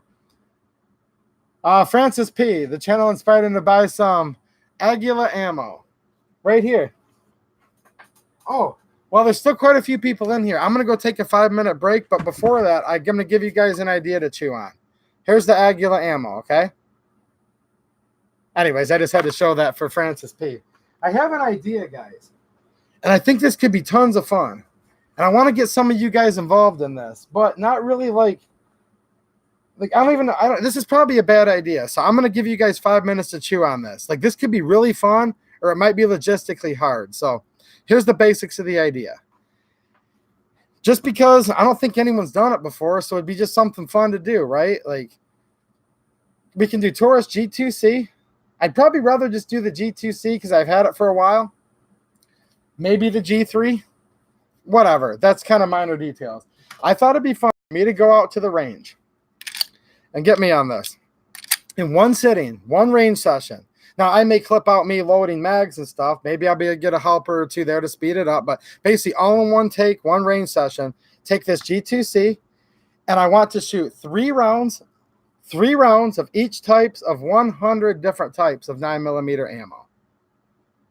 So literally, like, Graham Bates, he does what's for dinner. This isn't me copying off of him, but obviously people have done this, taken 3, 4, 5, 10 types. I want to literally like do this up big just because I think it'd be super freaking fun, okay? And there might be a way to involve you guys in this. This is where I want you guys' opinion. First, tell me if it's even a good idea. And if it is, let me know if what I have in mind would work. So I could have, here would be one. So grab 3 of these out of here. 1 down, 99 to go. Here's another one, 98 to go, right? Now, I figured out just literally all the ammo I've bought over the years. I mean, there's a lot of it. Brass case, steel case, aluminum case, Hollow point, non-hollow point, plus P, plus P plus. I mean, just go through all of them. I mean, right here, I can show you guys about 20 of them just sitting next to me. Wolf, Tula, everything, right? From all the different countries across the world. I can probably get about halfway there, okay, by myself. Now, if I reached out to my whole audience, all my viewers, let's just say all my cool viewers that are in the stream, whatever, right? And said, hey guys, dig in your ammo collection and grab me 3 rounds of something. Now, don't go for this because like everybody has this, right? You know what I'm saying? But if you can find me 3 rounds that I might have it already, someone else might send it to me, but you know what I'm saying, right, guys? You have a box of ammo that you've had for 15, 20 years. You've got something, some kind of surplus or some weird ammo. You guys know what I'm saying, right? I don't want like your $5 magic bullets, but is it even feasible for you guys just in a small little envelope, if I give my P.O. box out, you know, just to send me 3 rounds of ammo each? And I'm not doing this to be greedy. It's just like, I think it'd be kind of fun because it'd be something we could all do as a team, as a community. And then if you guys send me tactical reviews, will it safely eat plus P plus? I'll run it through it anyways. I can tell you right now, I've got some BPLE, 9 BPLE. I'll run 3 rounds through it. I don't give a flying F. I'll do it. So as far as I'm concerned, it'll eat it. Now, don't anybody load me up a proof load or anything for you reloaders. I don't want to put a red pill proof load through it, but I don't know, guys. I'm just kind of thinking like, you know, it'd be a cool thing to do a community. You know, you guys just in a little envelope. Can you even send ammo that way? That's what I need you guys to help me figure out here, okay? You know, can you even send me just 3 rounds of ammo in a little envelope? If you even can do it, right? And if you can, you guys know what I'm saying, right? So I think that'd be really fun. 3 rounds or more. If you want to send me 5, that's fine. If you want to send me a box. But again, just at least 3 rounds of whatever you guys can think of and just run it all through this little turd. Poor conservative, but only if I wear, but you must wear your baby blue shirt. Thanks for the super chat, buddy. I just might. And you know what? Your chat showed up in the exact same, almost baby blue color. Same thing as Dog Dad. Thanks for the super chat again, buddy. 3 rounds with 100 different types. He's saying yes, like in all caps. So I'd like to see a few more you guys chime in. I only want to do it if it's going to be fun for you guys because I could go out and do it on my own and not film it, but I like to have fun. So I like to have fun with you all. So let me know what you guys think. I see a few guys volunteering. If there's anyone out there that has reason to believe that you can't just send me 3 rounds of ammo, then let me know in the comments because I'm not trying to like break any laws. I think it's legal to mail ammo, right? I think. I don't know. Do you have to put a little sticker on it that says ORMD? I think so. I can't give legal advice. I'm not a lawyer, but any ammo I've ever gotten mailed to me says ORMD on the... But then it's usually not postal service, so I don't know. It's just an idea. But you guys have already mentioned some of the I know you guys have mentioned some ammo that I don't have. I'm in Michigan, by the way, guys. Howard's wanting to know why it's so hard to find the Taurus TH9 in Michigan. I have no freaking clue. Probably because there's a million gun owners in Michigan, but half of them are FUDs, and they just want to shoot bolt actions. I don't know, man. Yeah, this is just me kind of feeling it out, guys. We'll do I'll do some more research. I'll be back in literally 5 minutes, guys. There's a couple more things I wanted to show you guys real quick. I'll probably go another half hour or so. I just need to take a quick break. I'm just floating the idea out there. You know, at least 3 rounds. You know, and I have more than half of it covered. So, at least 3 quantity of 100 different types of ammo, literally through the Taurus G2C. I thought it would be pretty fun. So I'll be right back, guys. I'm going to leave this right by here just to make sure everything's on the up and up. And I'm going to keep this one like 6 feet away because our girl over here, the G2C, she is getting jealous of daddy here, the G3. Just letting you guys know, you know.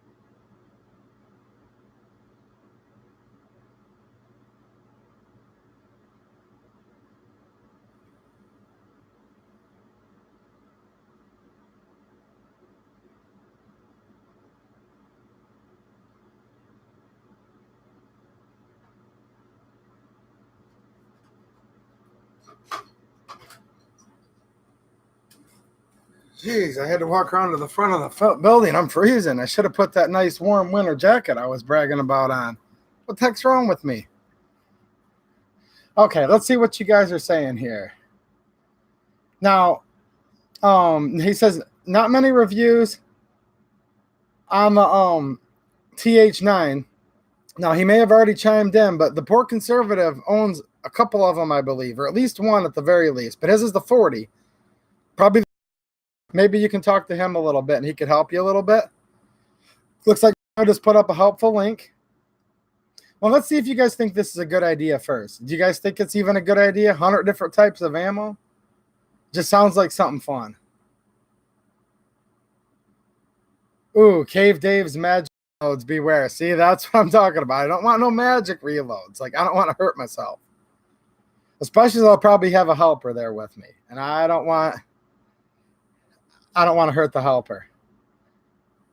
Speaking of helper, I'll get back to her in 1 second. Hold on. Let me see here what you guys are saying. 3 rounds of civil defense. See, stuff like that I probably don't have. And trust me, guys, it's not a thing where I'm like trying to like. It's not even really like. It is a donation to the channel. Trust me. And if anyone wants to do this, it'd be awesome. And I appreciate it. But it's not really like I'm calling for a donation. I just think it'd be fun for us to all kind of do something together. That's basically where I'm heading with this. And the other side of it, where I could use your help, if we can legally do this, I'm going to read the document that Mateo sent, and I'll do another little video about this later. But if we can even physically do it, it would be expensive for go buy another 50 boxes of random ammo. That would add up to a ton. But if everyone's got 3 loose rounds kicking on, you guys get the point, right? Basically, we're going to turn this into a communist thing, right? Where everybody just chips in and nobody needs to work anymore. We just keep sending it. No. None of that. But I will probably need some help. Speaking of which, Ninja Scout had a good idea.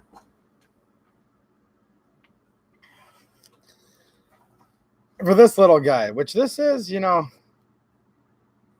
he's important to me. There's a lot to this, me having this here, llama here. He said, man, he needs like a little gun to protect himself. And I don't remember if I brought it back here last night. Yes, I did. So I'm thinking something like this, Ninja. Okay? If there's a way to kind of, what do you guys think? I mean, is this how a llama shoots? Like this? Is that kind of what you had in mind, Ninja? I think he can pretty much hold off his former owner if we set him up like this, right? Maybe like real lightly with just like a little piece of string. I can kind of, yeah, you know, hot glue, maybe. But yeah, what do you guys think? Is this? Ninja was talking to me in the comments about this. Gun Squawk said throw some hot glue. What's happening, Gun Squawk? Coming in a little late? Well, I'm not quite done yet. But yeah. And the previous owner of this, Ray, she might be the one that ends up helping me do that video.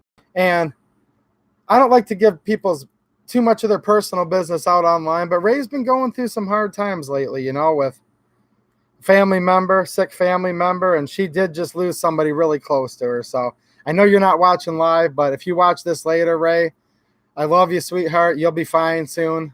I'm praying for you and your family. I really, really am. And here's a hug from here, okay? I'm hugging you right now. So, but here's the thing with her. She's kind of grieving right now, but when she gets back on her feet here, she'll probably be coming for this little guy. So, yeah, I think we got something going on here.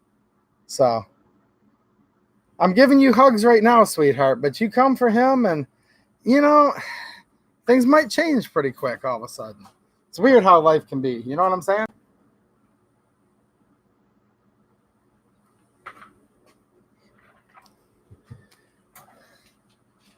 Thanks, guys. That's nice of you guys. Same thing with Jeremy Wilson. How's your wife doing, man? Prayers for her, too. Life sucks sometimes, doesn't it? All of us have so many problems on a daily basis, you know? I know Jeremy Wilson, you know? I don't want to talk about your personal business, but let's just say Jeremy Wilson and his family lately, you know? Road Scholar's here. What's happening, Road Scholar? Dog Dad said just sew it on, bro. I probably could, actually. I'm not too good at sewing, but I think I could kind of, you know. BXMP. How's it going, buddy? Just saw you pop in here. Yeah, Ray's a good friend of mine. Yeah, we're friends. She's one of my bestest friends. I mean, she is, but there's just a little point of contention. But other than that, yeah.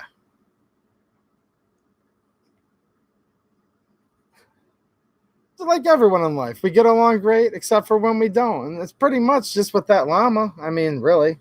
But it's all good.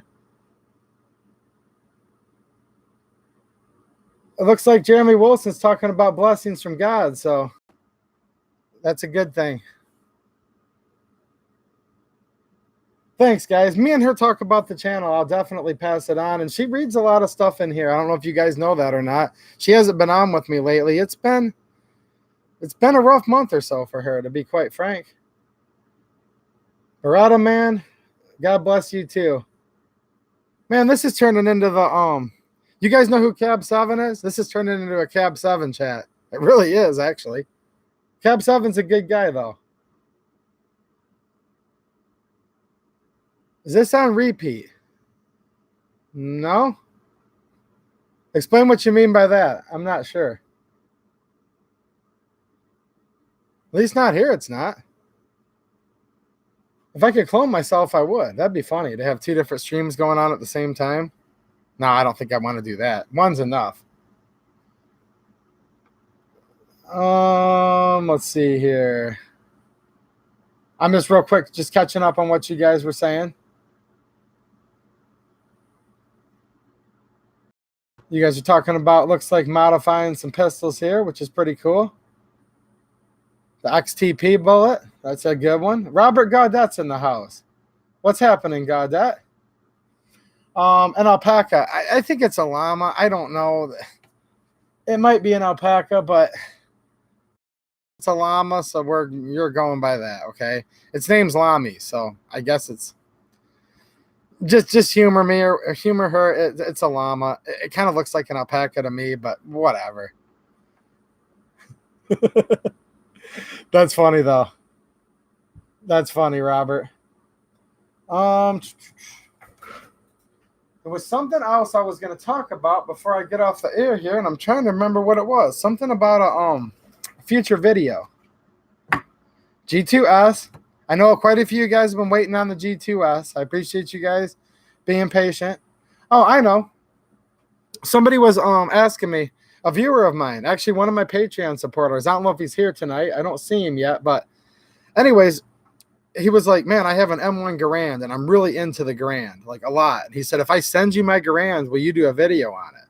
Like, I can't even believe someone would want to do that, right? Like, send me a gun that expensive to review, and then, of course, I'd send it back, right?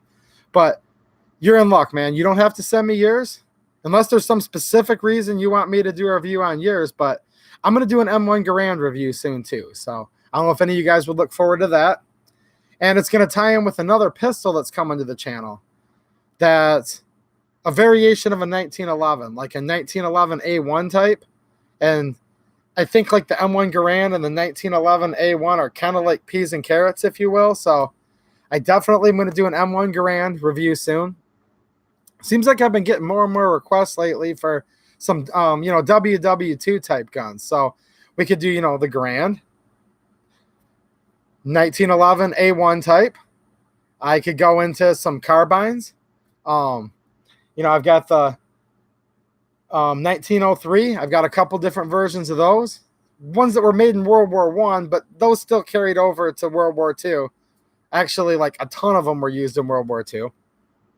So yeah, if you're watching later on, man, the one that was asking me about it, I can show you I can do a review on two different Garands. I've got a couple of them. I could do a World War II and a Korean War era, because there are some different types of sights that were used, and there was even a different types of like gas plugs, and there's some differences. So let me know if there's any M1 Garand fans, if you guys would like that. Matt Morrison, Johnson carbine. I do not have that. I do have a good friend that's a milsurp collector that does have one. I don't know if he'll let me take it too far, but I can probably do a video of it at his house. So that's actually not that far off. I know someone that has a legit Johnson that works and everything. So I can't promise you that one, Matt, but if there's anyone into that, let me know. I might be able to do a video of a Johnson over at my buddy's house. Because I do definitely know where one's at. Okay, so the G3 for the muzzle device. Yes, I measured it, brother man. Hold that thought. I'm going to say right now I don't think so, but that is a video I have planned in the near future. I have some documentation of what the acceptable standards are, plus or minus specs for threading a 1/2x28. This falls a little bit out of the spec, but I don't want to give away the complete video. I'm kind of giving you guys a teaser right now, but yeah. I don't know, man. Hold that thought. That's going to be a future video pretty soon. Poor conservative, BAR. I do not have a BAR, and I don't even know if I know anyone that has one, to be honest. I mean, I got a lot of World War II guns, and then if you guys are into other foreign, World War II guns, I've got some German stuff. I've got, I've got a Gurkha, a G43. Those are kind of unique. Like, I don't want to say they're super rare, but you don't see one every day. FAL. I got one for you right here, Jeremy Wilson. Just for you, man. Ooh, gun squawk. Ooh, that hurt, dude. That's actually pretty freaking funny. Look what gun squawk just typed in. There's always a guy like that, isn't there? It's actually pretty funny, though.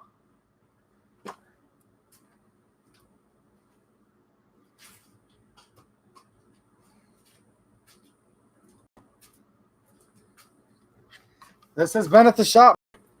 When I said, man, I'll do some AK videos, gun rights videos, but, man, I'm going to run out of content someday. Huh.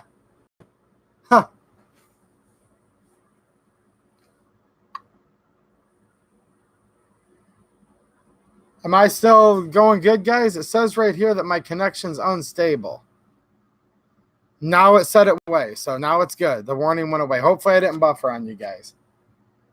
Tactical review. Don't think I didn't see that there. He says at least he's not handling a rental girl's Johnson. I'm dead serious, though. I used to go rent. I'll tell you a story one more time. I used to go rent a wood chipper, okay?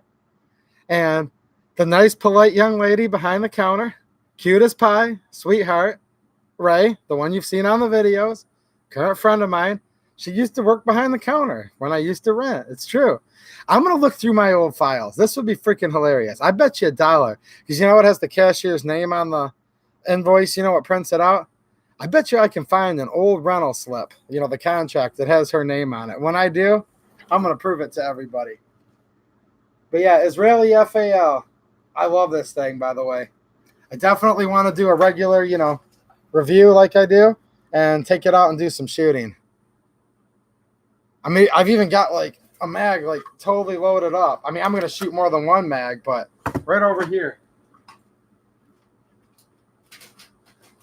Just so you guys don't think I'm lying.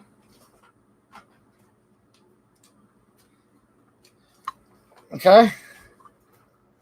I've got some M80 ball loaded up and ready to take this sucker out.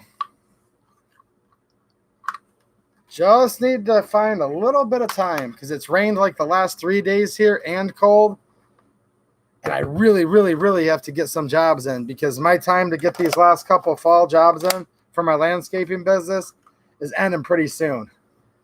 Yeah, this is a DSA. DS Arms kit that has both original surplus parts as well as new U.S. manufactured. All the correct markings here on the receiver. No import marks that are visible whatsoever. Or no manufacturer's marks. Like it literally looks legit. It's even got the full auto selectors. All the markings here. They actually marked all of the legalities on the inside of the lower here where the mag completely blocks it. See that there? The mag completely blocks it. I wonder if Google's AI was good enough to grab the serial number that quick. I kind of left it out of focus, just enough to mess with it, they have finally been busted that they record all of our serial numbers on our social media, and they're making a database. It's illegal for the federal government, but it's not illegal for them. So go figure. Chris Vector, man, that's another nice gun that I do not own. Dauntless Defense, what's happening, buddy? He's a new Patreon supporter of mine, as well as Dog Dad, so I really appreciate you guys.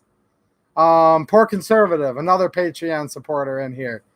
Not sure if he's still here. Strike 9 was in here earlier. He's another one. Cole, Switch Pod. Who else am I missing here? Beretta Man, of course.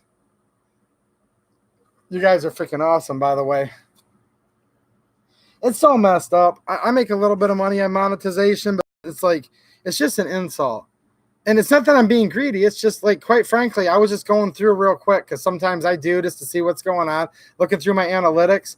I have a video that is supposedly actually monetized. It shows the green dollar sign, okay? And this video literally has like 9,000 views on it. And I looked in there, and I presume you guys are watching commercials every time you watch that video. I'm sure. They play commercials even on demonetized videos. I don't know if you guys knew this or not. But if it's demonetized, they still play it. They still get the benefit. Just the creator gets nothing. Anyways, this video has 9,000 views on it, which is a ton for me, right? 18 cents. Now, there are a couple other videos that have made 10, 12 bucks on the lifetime of the video and stuff. Don't get me wrong. But you know what, guys? Just so you know where I'm actually heading with this. It's not me like crying over spilt milk. I'd rather it just be a zero. Like, just literally make it zero. Like, to actually see 18 cents for something that has 9,000 views, it's like, are you freaking kidding me? So, Patreon supporters, super chat guys, freaking awesome. Do I have an Albanian SKS? Come on, Matt. Is the Pope Catholic? You know the SKS is like the gun I've been into the longest, so. Okay, in case you're actually, no, I'm messing with you, buddy. But no, I have Albanian SKSs. Says. I got a few of them. I love the Albanian SKS.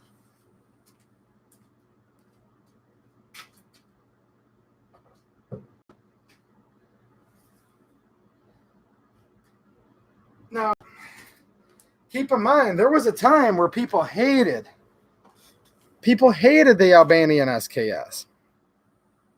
And it used to be the cheapest one until they realized these are actually pretty freaking rare. And maybe about 5-6 years ago, they started to go up a little bit. And then in the last 2-3 years, they've really skyrocketed. But it used to be that back when a Chinese SKS was like $150. So I'm not talking like the 80s, but let's say by the late 90s, early 2000s-ish, up to like 2005, basically before Obama got elected the first time. Chinese SKS $150, and Albanian was only 100. Like, they were worth a third less than a Chinese. Do any of you guys remember that? Now the Albanians are quite collectible because somebody somewhere realized, they said, well, hold on a minute. There was a big armistice agreement over there with Bill Clinton in the 90s where he did some kind of deal where he sent foreign aid to Albania, but they had to let the U.S. go over there and destroy a bunch of their small arms. And they realized that the Garage, I can't pronounce it, guys. I'm not Arabic, but I don't speak Arabic. But anyways, the Albanian arms factory, they made like a very few amount of Albanians over so many years. And there were a few years where they weren't even allowed to make them, so they didn't date some of them. And I do have one of those no-date Albanians too. That kind of proves that there were some clandestine Albanians made. But anyways, the very, very low number that was made, over half of them were destroyed in the 90s, like driven over on tanks and all with tanks and set on fire. So they actually ended up being one of the most rare countries. Now, not as rare as a German, not as rare as a North Korean or even a Vietnamese, but behind them, the Albanians probably the most rare, if you really think about it. Dog Dad, you're freaking awesome, man. And I definitely want to talk to you soon. I'm working so freaking much because you've offered to help the channel out with some of your ideas and skills, and we'll be talking soon, man.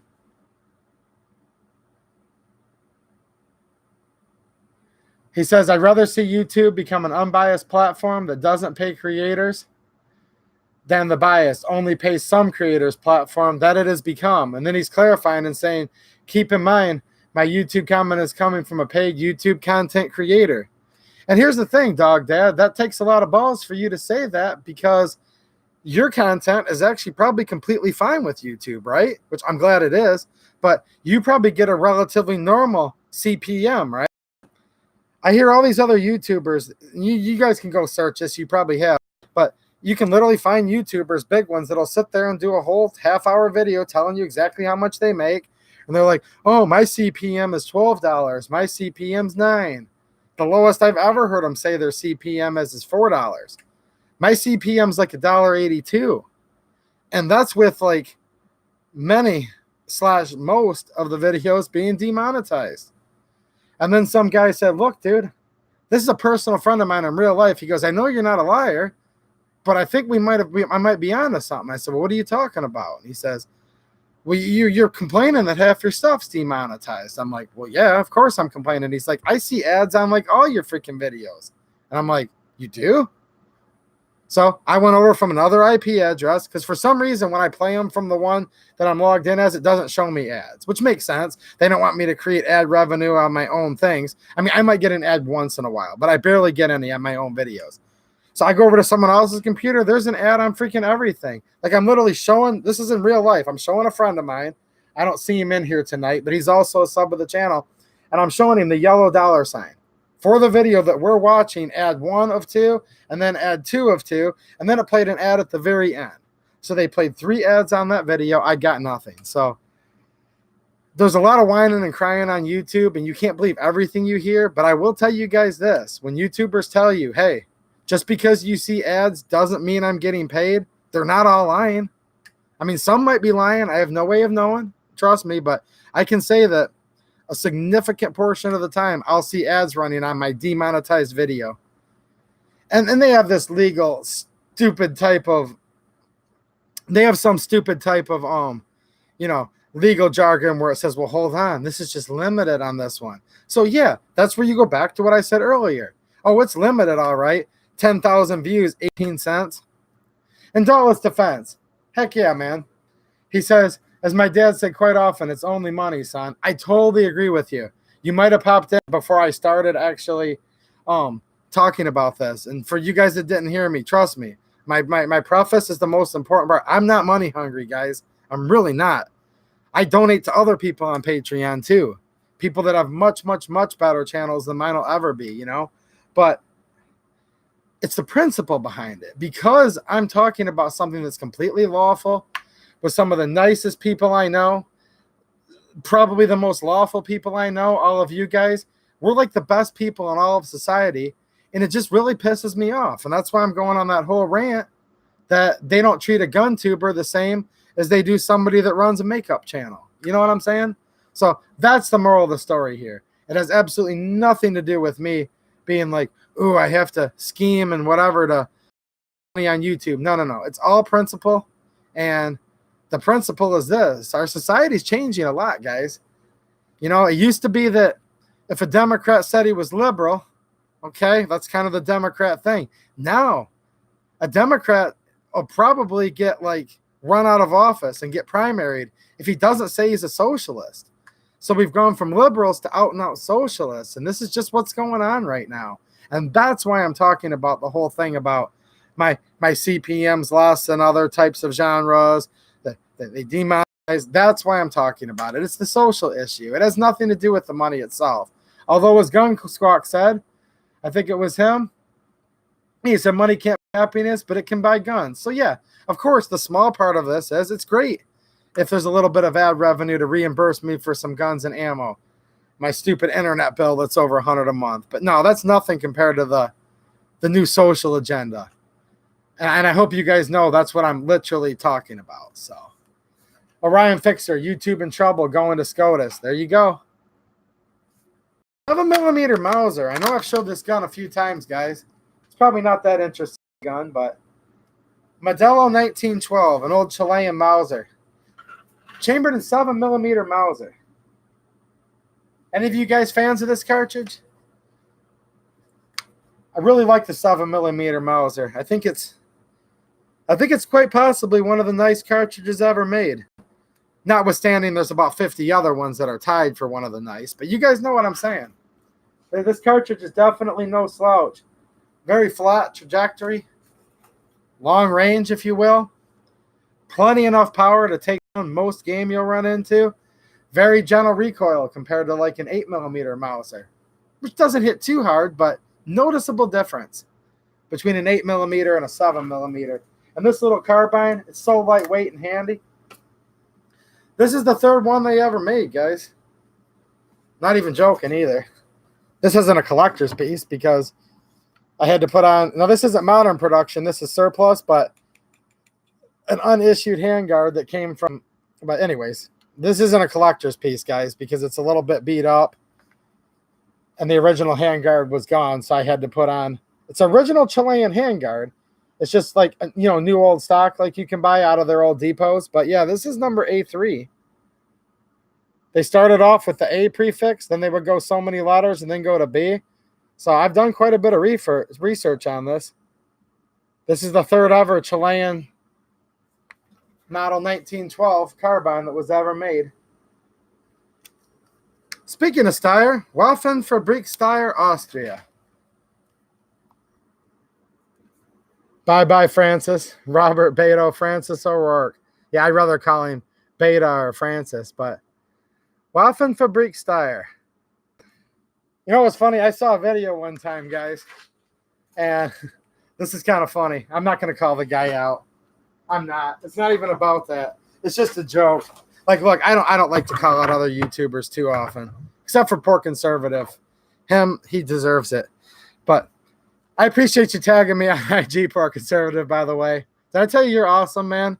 Poor Conservative is my favorite on here, just so you guys know. Anyways, I was watching this famous YouTuber, like 100 times bigger than my channel. It was hilarious. So he's going through here, and he's not this one. This is the old original Steyr M9, right? Like pre-A1. But he had like the new Steyr, right? I don't know if it was an A2 or an A3, but he had a new Steyr. And he's looking through here, and he's like, yeah, so did you guys know the guy from Steyr used to work for Glock? Well, that's true, actually. One of the two inventors of the Steyr pistols that started making these for, you know, Steyr of Austria. He did work under Gaston Glock before he branched off and became one of the two creators or inventors of this Steyr. So I'm watching this YouTuber do his review. And you guys know, like, Steyr Mannlicher. And he's going through, and he says, now, these guns were basically, they started making them, and he was talking about this model in the late 90s. And he says, now, he's talking about the day that Mr. Steyr met Mr. Mannlicher to make this gun. And I'm just like, dude, do you not realize that Steyr may have started making handguns in the late 90s?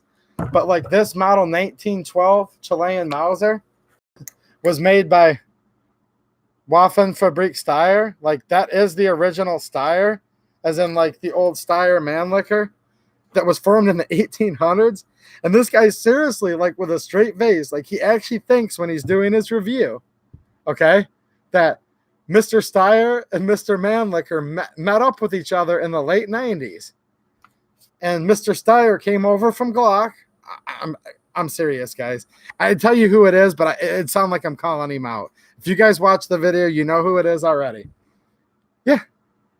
So, yes, this company does still have the same pedigree, though, as this old Chilean 1912 Mauser. It's kind of a small world, isn't it? And no, obviously, the joke is like, I'm not joking. The guy really did say this in his video. But no, Mr. Mannlicher and Mr. Steyr did not meet each other in 1998 to start making these guns, guys. But it is the same company, and you'll find out that many of the old Mausers, because like all of South America used the Mauser, right? As well as, obviously, you know, Germany, others. But pretty much everybody in South America, all these small countries that didn't have the infrastructure and military arsenals to make their own, they used to contract with Waffenfabrik Steyr of Austria. And they would make them to their specifications. So Chile might want a 7mm Mauser, okay? Peru might want another one, but with a 7 with a longer barrel. Brazil might want another chambering, 8mm Mauser with different barrels. You guys get the point, right? So most, not all, but most South American Mausers, and there's many, many, many of them, are all made in Austria. Same person that made this. Awesome gun, though. Not the same exact person, same company that made these. He'd be really old, wouldn't he? If Mr. Mannlicher and Steyer were actually making these, even though they were, even though these guys, I think, were old men in the late 1800s when they started kicking these off. Yeah. Mateo knows who I'm talking about, okay?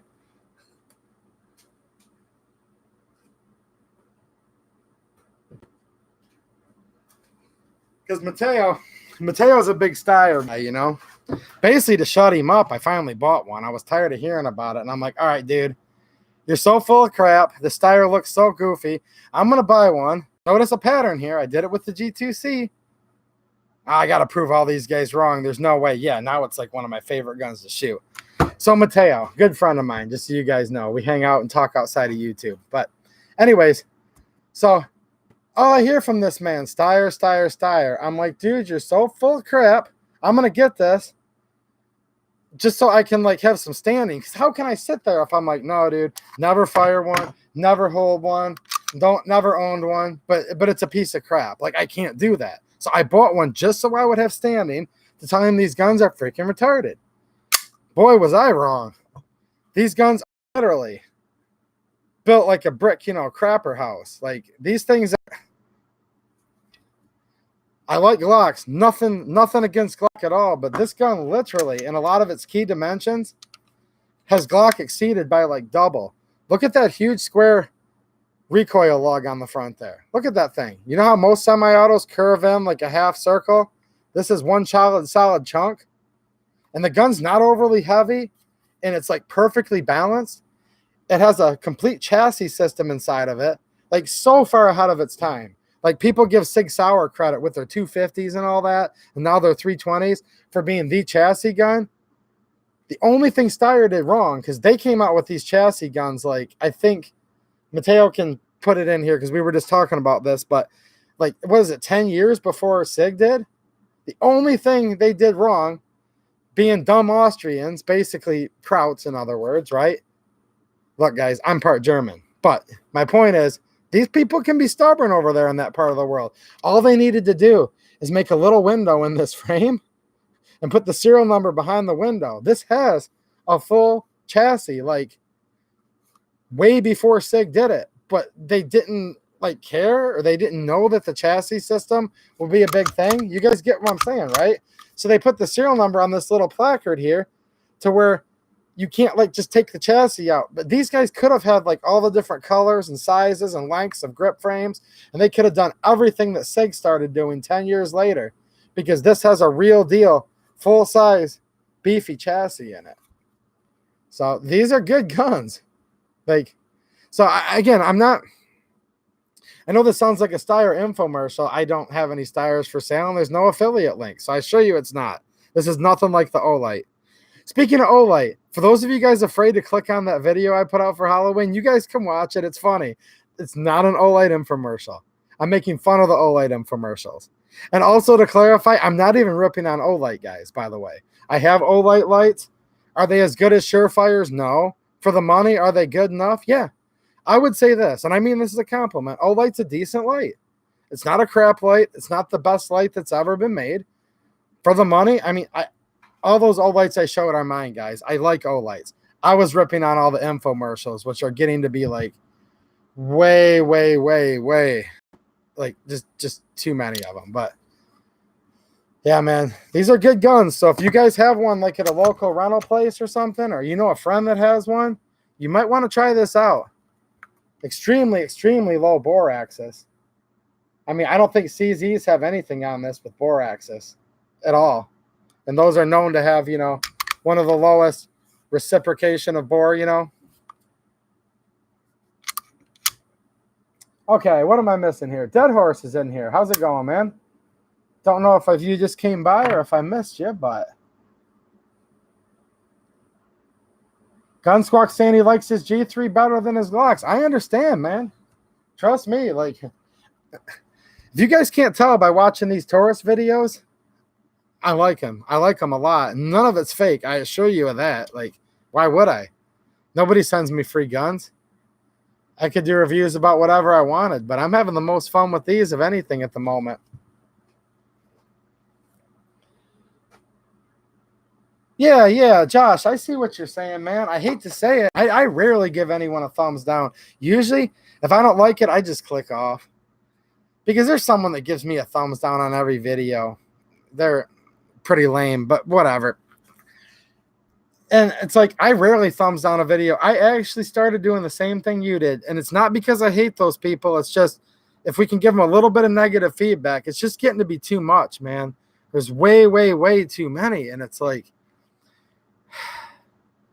I'm a capitalist. I believe in people getting their channel sponsored.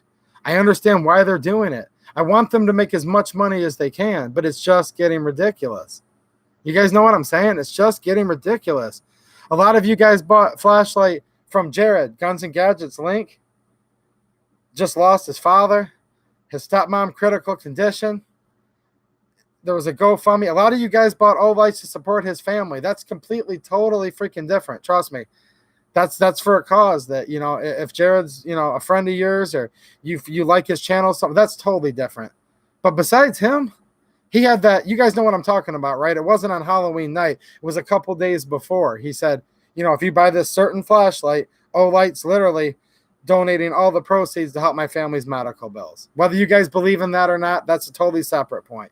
But literally, besides him, I'm just getting sick of these guys, man. And I like the UV light, Josh. So, but you guys know what I'm saying, right? All these guys, yeah, right here. You know, here's a PL Mini Olight Valkyrie. I'm just showing you guys, like, I use some of their lights. It's against them, okay? I just don't like the infomercials.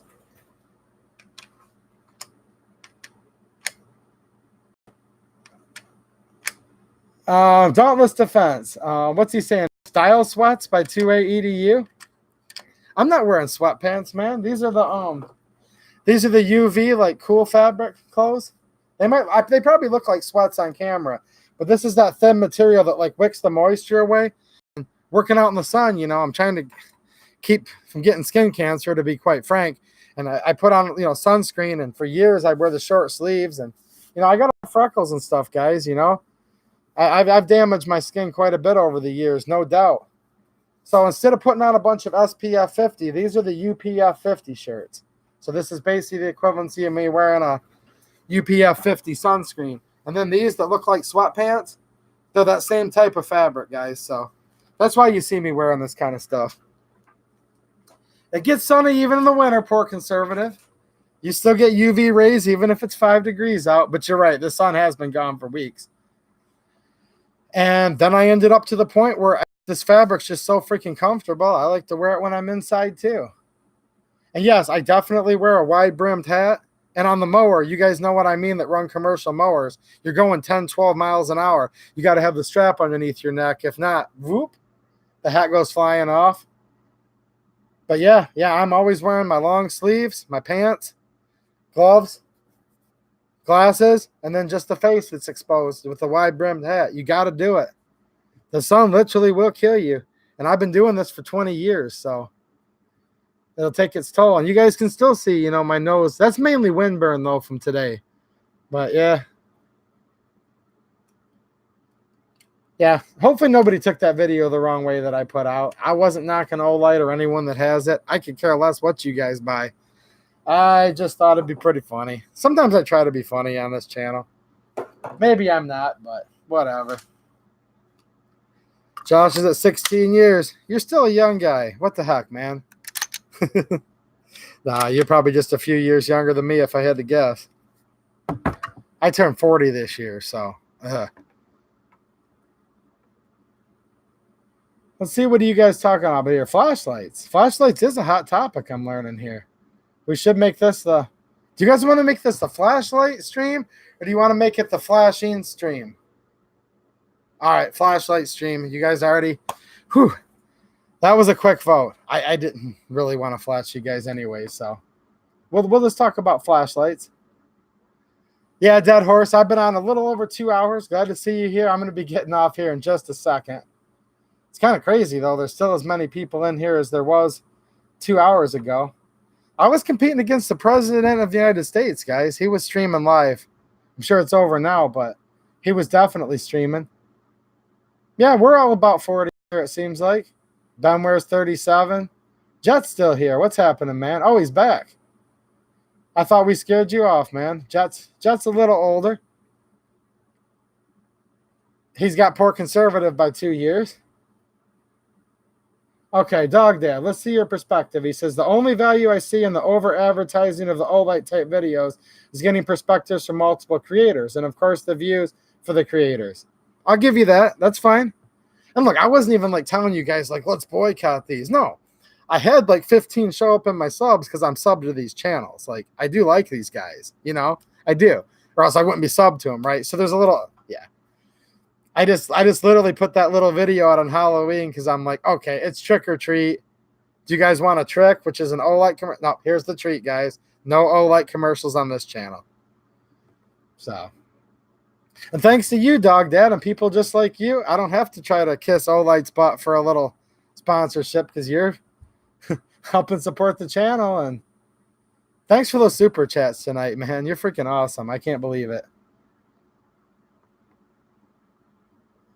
I did a Trump impression earlier today. Francis Petro said that he wanted to me to cheer him up, and I don't know if I cheered him up, but I think he laughed, you know, to making fun of me. It made him laugh a little bit, you know.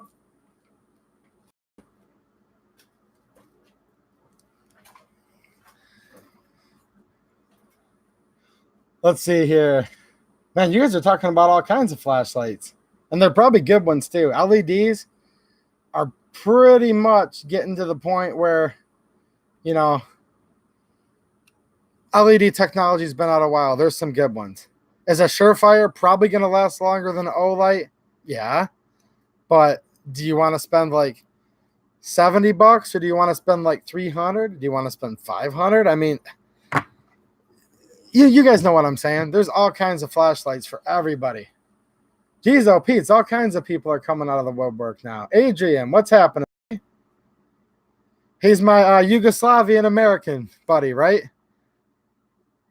Awesome, awesome. He's the one that helped me figure out what that note said on the buttstock for my shout out to Adrian, because here's the deal, guys.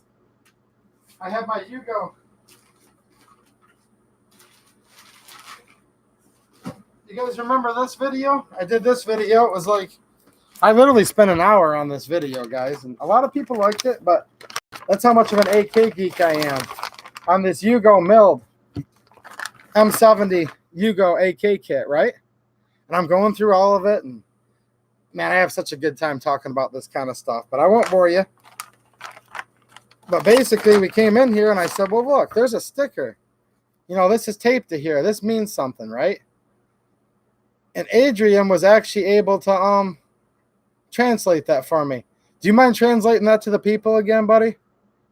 I'll hold it up there for just a second. Okay? But yeah, this is what we call a Yugo. Now it's obviously been brought back, you know, to several countries. But at this point in time when this was made, you know, it said Yugoslavia on there.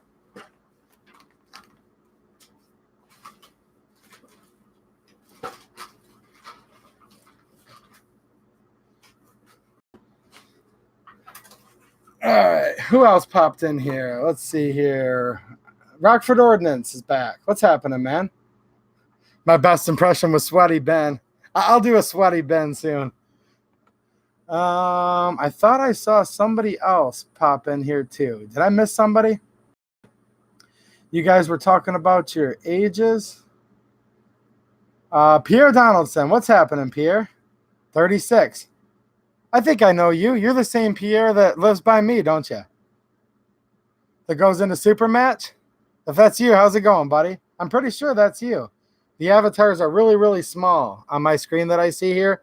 Like, I can literally see you guys' faces that are like, they look about the size of the end of this Allen wrench. Maybe a little bigger. More like about a 9mm. But if that's you, how's it going, man? Representing Michigan? I got a few Michigan guys here, don't I? We got Michigan guys. We've got, like I said, people of Yugoslavian heritage, Croatian. Are you from Croatia, your family, or Serbia? I can't remember, man. But that is the Karlovaca Police Department in Croatia. So now I have a nice story with my gun. I know what police department had it. Now, it was probably owned by the so-called People's Army first, right? The National Army. And then afterwards, after it was surplus, if I had to guess, that police department bought it. Serbian. So, do you think I kind of have that right? Adrian? So, Michigan, Utah. What's happening? Okay, yeah. That's kind of how I figured it worked. Probably still some of those guns in use somewhere today, if I had to guess, right? For training or whatever. That's why we get a lot of these surplus parts kits like long after wars are over, because they trickle down from rear echelon troops. Then some of them get kicked around the bases for training. Then they get given to police departments. Then they use them. Then they might delegate them down to training. Then they sit in the basement a while.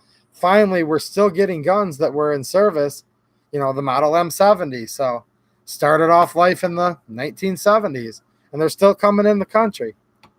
That's what's kind of so cool about being into AKs, isn't it? I know Rockford Ordnance knows a little thing about AKs and kit builds. He has his oh geez, he's had more than one. What was the recent one you had? The side folding Romanian paratrooper RPK? I still got my kit back here. I haven't done anything with it yet, which I'm sure you guys aren't surprised. I'm fine with it though, guys. I like to have kits just to have them as kits too. So it's kind of 6 of one, half dozen of the other. I like to build a kit when I can, but I just like having the kits in and of themselves. Sounds kind of weird, but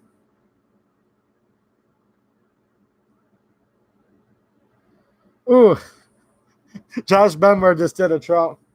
Today, we send our brave men and women into space to explore space dust and its many benefits.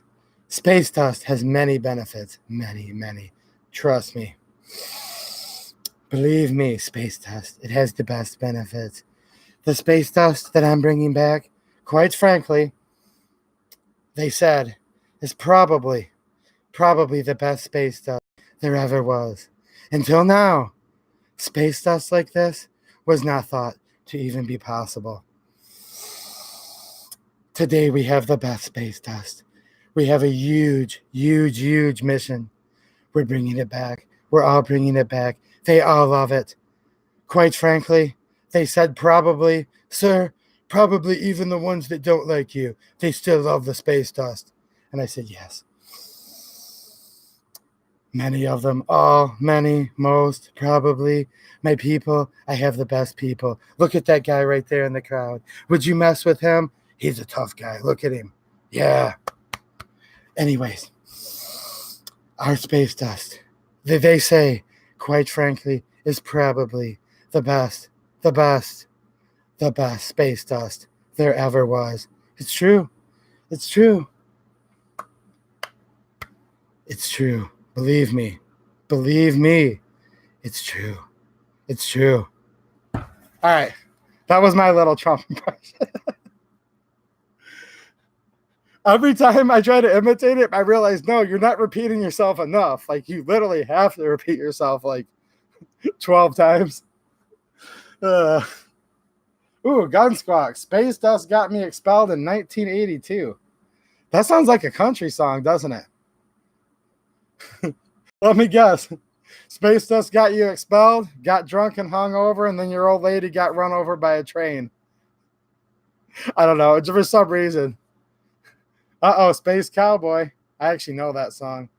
All right, I'm going to read your comments because you guys are going to get me singing. I have been known to sing a couple times on these streams. It's not good. I mean, I have songs. I have the best songs. Quite frankly, they said, sir, probably you have the best songs. better than what they ever thought were possible. Quite frankly,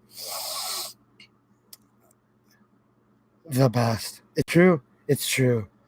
It's true. The best songs. All right. So just came in here. What's happening, man? You passed out? You must have been nipping on Gun Squawk's bottle. Actually, it was a bus, he said, but I know Gun Squawk said he came into the stream sober. Okay. I did my Trump impression. It was the best Trump impression. They say quite possibly the best there ever was. Now he's drinking.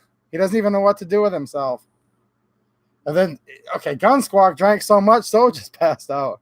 Isn't that messed up? But the good thing is there's another Michigan man in the house. You know, if we could get this just to Michigan guys and landscapers, we'd be pretty good. Okay, hold on. Non-Southwest Michigan guys and landscapers. I'm trying to find a way to get poor conservative out of here. Dang it. You're making it tough. Because here's the problem. If I say West Coast Michigan people, so just leaves. I don't want so just to leave. So I have to say, I have to be very specific. Like people that are within 20 miles of the old Gibson mandolin factory in Southwest Michigan, they leave. All other Michigan stay. What do you think, so? Does that work? I don't know.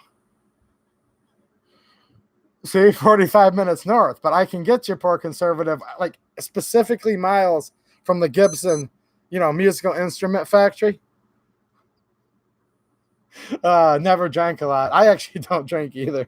You guys probably assume I do. I'm just naturally a little weird on these streams, guys, but I actually don't even drink. I don't really like the taste of it, really. Ooh, John Walters, he says, it's shadow banned right now, but Mateo's going to approve that. He says, where did it go? Okay, there it is. YouTube had it shadow banned. He says, the Trump impressions make me blow my vodka tonic out of my nose. Ooh. Rockford. Ooh, you went to Ferris. That's in Big Rapids. So you're a former Bulldog. I don't know, man. I might have seen you at a few college parties. I had some friends, that went there from high school. Ferris? Nah. I don't know. Yeah, dehydration's a constant battle in South Texas. It is in Michigan in the summer, too, man. It sucks. But I know it's hotter where you're at. But the only thing you got going for you, Josh, is it's probably not 32 freaking degrees there, is it? It sucks everywhere you go with the weather, doesn't it? Now someone's going to pop in from Arizona, and they're going to say, I have weather. I have the best weather. I have weather that they say, quite frankly, is probably the best weather there ever was. It's true. It's true. The best. The best weather of all. That's going to be the Arizona guy out there. I can already tell it's coming. Took you 6 years. Jeez, that's the quickest I've ever seen anybody get through Ferris. Holy crap. It's usually more like 12 or 15 years. Dauntless Defense. Try a little peach bourbon. Oh, I can talk. See, I don't even drink, and I still stumble my words. Just think if I actually did drink and come on here, how bad it'd be. I'd be sitting there like, I have the best thing. I have drinks that, quite frankly, are better than any drink that's ever been drunk before. That'd probably be me if I had one drink. That's literally how low my tolerance is. Oh, man, you didn't have to, Dog Dad. Awesome, dude. Thank you so much. I appreciate it, man. Cool. Go spend time with your wife, man. She's probably 100 times cooler than me, 100 times hotter than me, and she probably doesn't do Trump impressions. So get the hell out of here, dude. All right. See you later, man. I really appreciate it.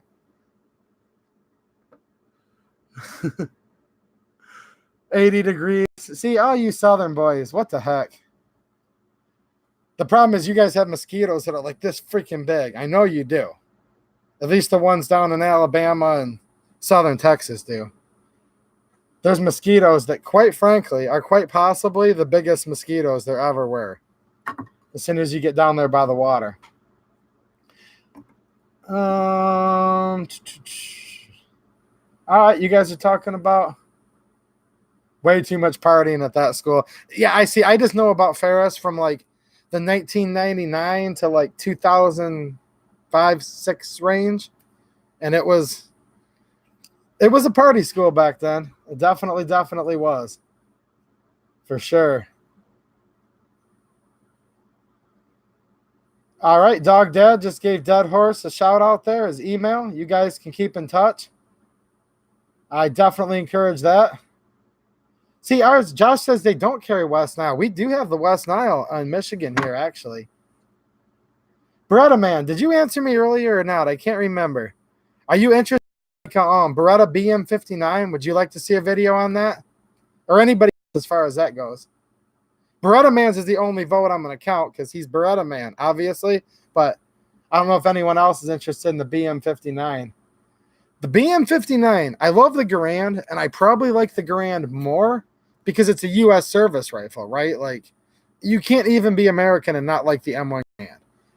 But as far as just the weapon itself, its capabilities, the modernization of it, I like the BM59 is probably a better gun.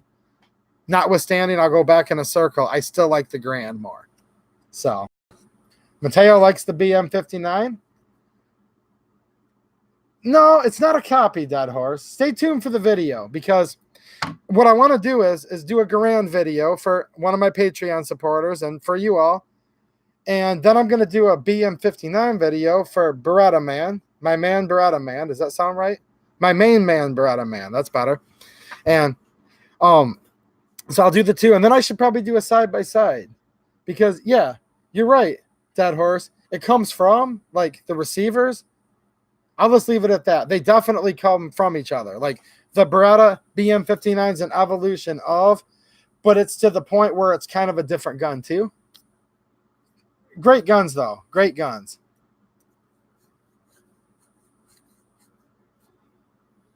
What have we got going on here? First case to West Nile in Utah was contracted across the street from my house, Dog Dad said. That sucks. Can get you really sick, and if you're already kind of weak immune system, it can kill you. Nothing to mess around with. White Space Marines is here. What's happening, man? Haven't seen you in a while. Good to have you back, buddy. In New England, our mosquitoes carry high points, he says. Oh, my God. All right, I got a high point for you New England people.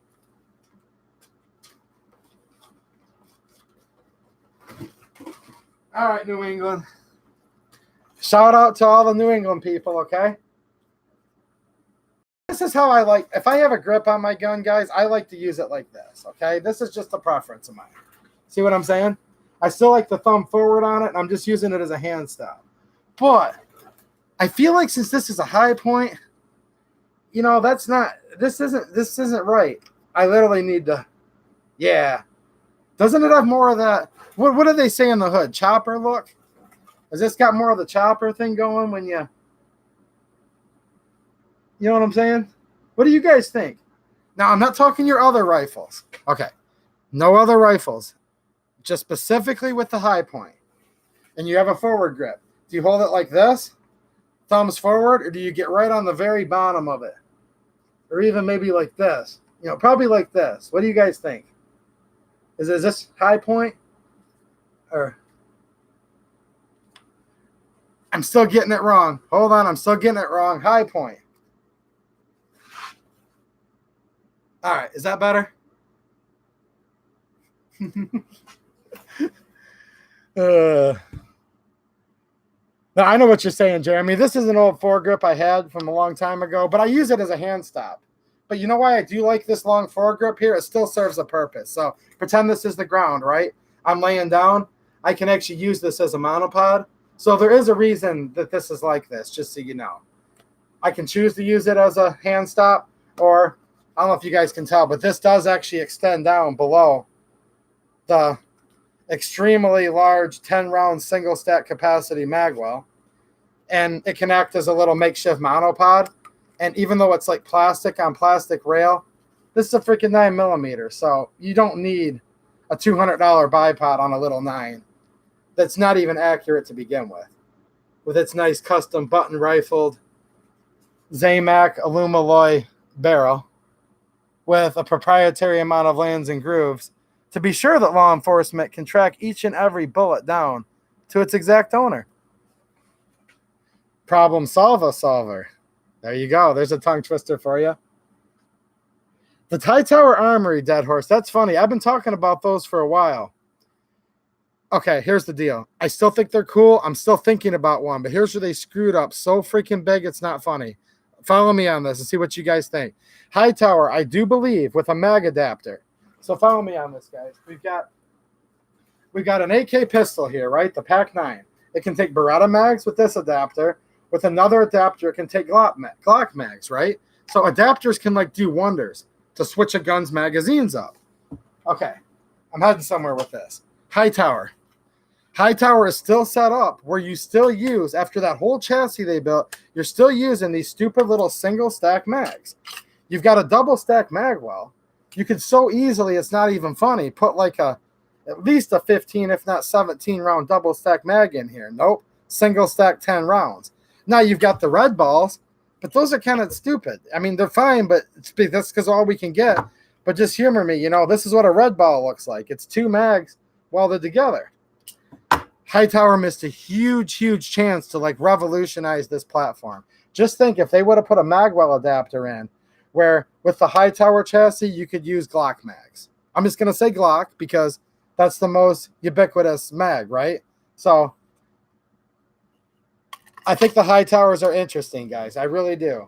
Oh, put it in words, guys. That's how hard it is to get these mags in. They are actually hard to get in. That's one of the biggest downfalls to these. The magwells suck and the single stack mags, right? What do you guys think if Hightower would have done that?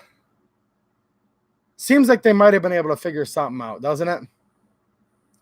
Even if they had to sell a replacement bolt for it. I don't know. It just seems like, and you might be right, Dead Horse. If they couldn't do it, they couldn't do it. And that's just, this platform is just F till the end, I guess. We're always going to have a single stack mag on something that's wider than most double stacks. Just saying. Poor conservatives, no, that's a hood Glock. You mean a G-Lock? A hood schnitzel or a hood strudel? What do you guys like? Thinly sliced meat or sweet goods? Because I'm pretty sure the only two things I've ever heard him call my Glocks and my Steyr is schnitzels and strudels. I can't even say that. Why are you still in here, poor conservative? Dang it, dude. I can't even talk now. Okay. Double stack mag would be awesome, but it might be something to do with the bolt. Yeah. I don't even know if they tried, though. That's the thing. Like Mateo said, we don't know. What you're saying makes sense, though. I'm not going to argue with you, Dead Horse, but did they even try? I don't know. It'd be nice if they try. So Dauntless Defense has got one in the Hightower stock. So I'm sure you're going to agree with me, right? You wish they could have taken a double stock mag, but I want your input on that, Dauntless. I really do, because I'm still looking at one. Like, I like the Hightower bullpup so much that I still might probably get one someday, even though it doesn't give me a double stack mag, because it is freaking that cool. All right, good night, Jeremy Wilson. Nice to see you, buddy. I'm getting ready to get off in just a couple minutes, guys. I'm just taking a peek here. I've kind of gone a long time, but I don't know. I'm just having a little more fun than usual tonight. You guys are pretty freaking cool tonight in here. Just reading you guys' comments and letting you guys laugh at me a little bit or whatever. Ooh, dog dad's back. Wife gave you a chore. Ooh, that's not good. The dude's in so much trouble. Look at this, guys. He did something so bad, he was sentenced to the 2A EDU stream. Like, that's kind of like the judge is like, all right, I can give you alcohol court, I can give you probation, or I can give you the 2A EDU stream. And like immediately, I'll take alcohol court, guys. Like, period.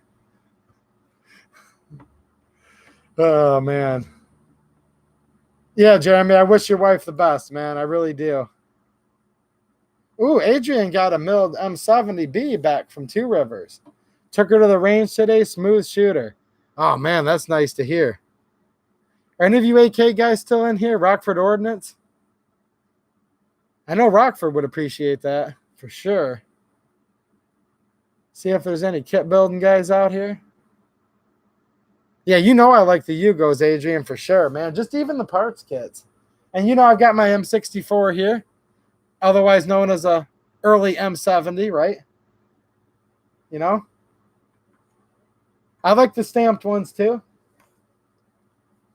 I like all of them. Problem is I haven't really ever met an AK I didn't like, except for an IO. Ugh. Has trench out on the handguard. I can't pronounce that, but it means God protects Serbs. Cool, cool. Dog Dad only has pistols now. What's next? AR, AK, shotgun. All of the above. I love all of them, guys. Like the AR a lot. I really do. You know, I definitely like the AR.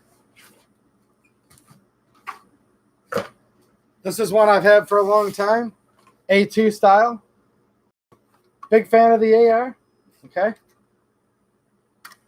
Shotgun. I did my initial review video on this. If any of you guys are interested, you can go back and look for it. Shotgun. Now, this is an AK and a shotgun, right? Pretty big shotgun fan. Huge AK fan. Huge, huge, huge AK fan. So if you literally didn't have anything, like if you have zero long guns, zero. And shotguns are not my favorite. They're really not. But they're so versatile. So I guess like, and I'm not making fun of you when I say this. I can't even imagine anyone in America not owning a shotgun. But if you don't, probably get a shotgun first. It's just so versatile. After that, I'm a Kalashnikov guy. No bones about it. I get an AK. You know?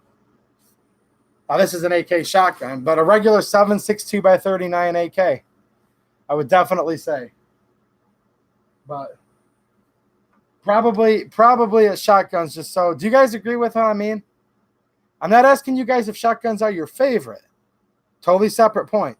If you don't own any long guns, shotgun first, there's no good answer. There's going to be pluses and minuses to everything, you know? There really is. Oh, let's see here. Eli Dorsey's here. What's happening, Eli? He says, SPS that dude. I would like to do that, man. I would actually. $200, I don't know. I'm thinking about it, though. Because I could just rethread the barrel again to put external chokes on it. But if it was SPS, I don't even think I would need a... It wouldn't even want a choke. I could take off... Just eyeballing it here. I could take about a foot off until... You know, I got all the way back to the gas block. Oh, okay. Okay, Dog Dad. I got you, man. Oh, that's cool. G2C is your only firearm. That's fine. But you're a gun guy, though. I mean, I can tell you've been in here hanging out with all these gun guys for a couple hours, so. Shotgun's a necessity. Yeah. Oh, Ninja Scout's still in here. Ninja knows what's up. Josh Benware, another AK guy. He knows what's up. Well, there's a lot of AK guys in here. Cave Dave. See, I know who my AK fans are. I just didn't know who was still here. Cave Dave. There's a lot of guys in here who are really going to admire that Two Rivers build. For those of you that don't know, there's like a couple builders that are up like near the very, very top. And Two Rivers is right up on that top tier. I'm not going to, trust me, it's too late to get into who is the best. But let's just say if there was 2 or 3 or 4 or whatever AK builders out there, maybe 5 at the most, at the very top tier, Two Rivers is up there. So this is like buying, you know, people can argue, okay, do you like Lambos or do you like Ferraris or, you know, but in the end of the day, though, you guys get what I'm saying. Two Rivers is pretty good. So just another AK guy. Who is the AK guys in here? Now, I'm never going to purposely leave anyone out. It's just I don't know who's still in here. 2A till death. What's happening? He said, absolutely. Are you a shotgun guy or AK guy? Well, here's the problem, guys. I'm all of them. So that's why I have like AK shotguns and other shotguns. And they said, quite frankly, I have the best shotguns that there ever were. Shotguns that until now weren't even thought to be possible. Yeah, that's what I was saying, Josh. I remember when you did that converted Sega video. Love my Segas. You guys want to see a Russian AK before I sign off? I've got a Legion Russian build. Hold on.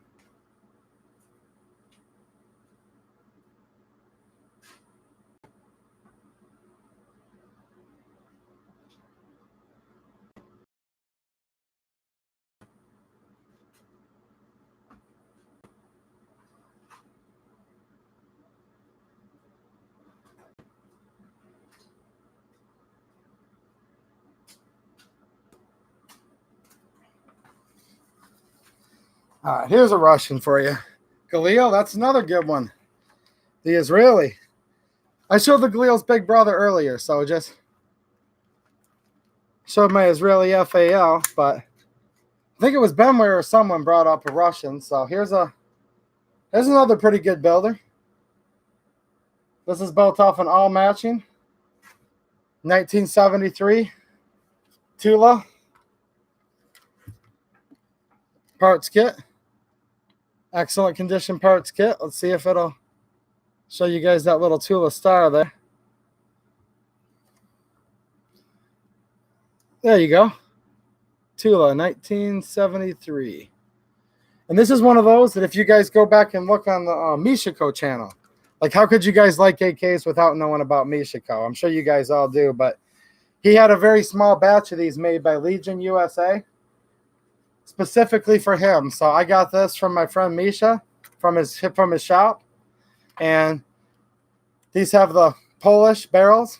I wish it had a Russian barrel, but those were banned from import at that time. So yeah, these were actually built after the Russian import bans, but since the kits were already in the country, they were able to put them together. But this does have a Comblock, Polish radon barrel in it. Misha had a couple of these made, like a dozen of them or something, and I was lucky enough to get one. Now, in a way, and this is what's so cool about the AK, guys, in a way, Josh Benware's got a Sega, and I've got a few of those at home. Those are great rifles, too. Those are actually made in Russia, the whole receiver, okay, and the barrel. So in some ways, the Sega is more Russian than this, right? But on the other side of the coin, that was a gun made for civilians, brought in as a hunting rifle into the U.S. Some were converted by Arsenal. Some were converted by people, in other shops or even at home, right? So it's kind of like a coin flip, So yeah, the receiver and the barrel are made in Russia on a Sega, so that's kind of more Russian than this. But yet this is made from an original military issued parts kit. So 3/4 of the parts on here, if not more in this case, are all Russian military. But the receiver itself, that is the Firearm, this was made in the USA off of a Polish shell.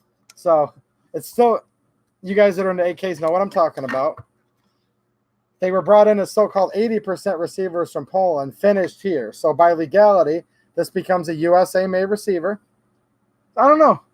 The gun's kind of not Russian because it has a US receiver, but it is still kind of Russian because it has all Russian military. So here's what it comes down to. And this is why guns are so expensive. So really, you want both, right? It's nice to have a Sega and a Vepr. Well, why? Like 10 Segas, 10 Veprs, one of these. You guys get the point. So that's what would be nice. I'm not going to pull 10 of each out right now. I'm just saying, like, it'd be nice, wouldn't it? It's got the proper, Russian selector markings on the receiver. Did a pretty good job with these.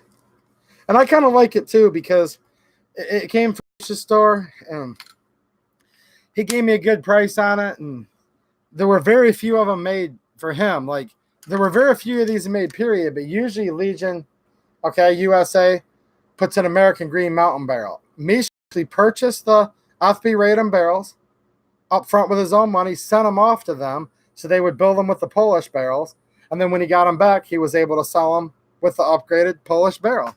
For those of you that watch the videos, oh gosh, 2 years ago now? You guys know what I'm talking about. And look, there's like tons of Misha fans in here. Everybody likes him, which why wouldn't you? The dude's freaking blind, can't see anything. He can tell you more about this gun. He can see more with his fingertips on this gun in 5 minutes and tell you about every intricacy Like he can literally feel like the casting and feel the paint, and he'll be able to get it down to like at least 1 or 2 years of what it is. Like you guys know what I'm talking about. He'll never admit this, but the dude's like a savant, like a genius. He'll seriously see more with his fingertips in 5 minutes than all of you combined will in like your whole life. And I'm not joking. Like I'm laughing, but you guys know what I'm talking about if you've watched a lot of Mishiko videos. He's probably kind of sort of like 10 times smarter than me, I'm sure.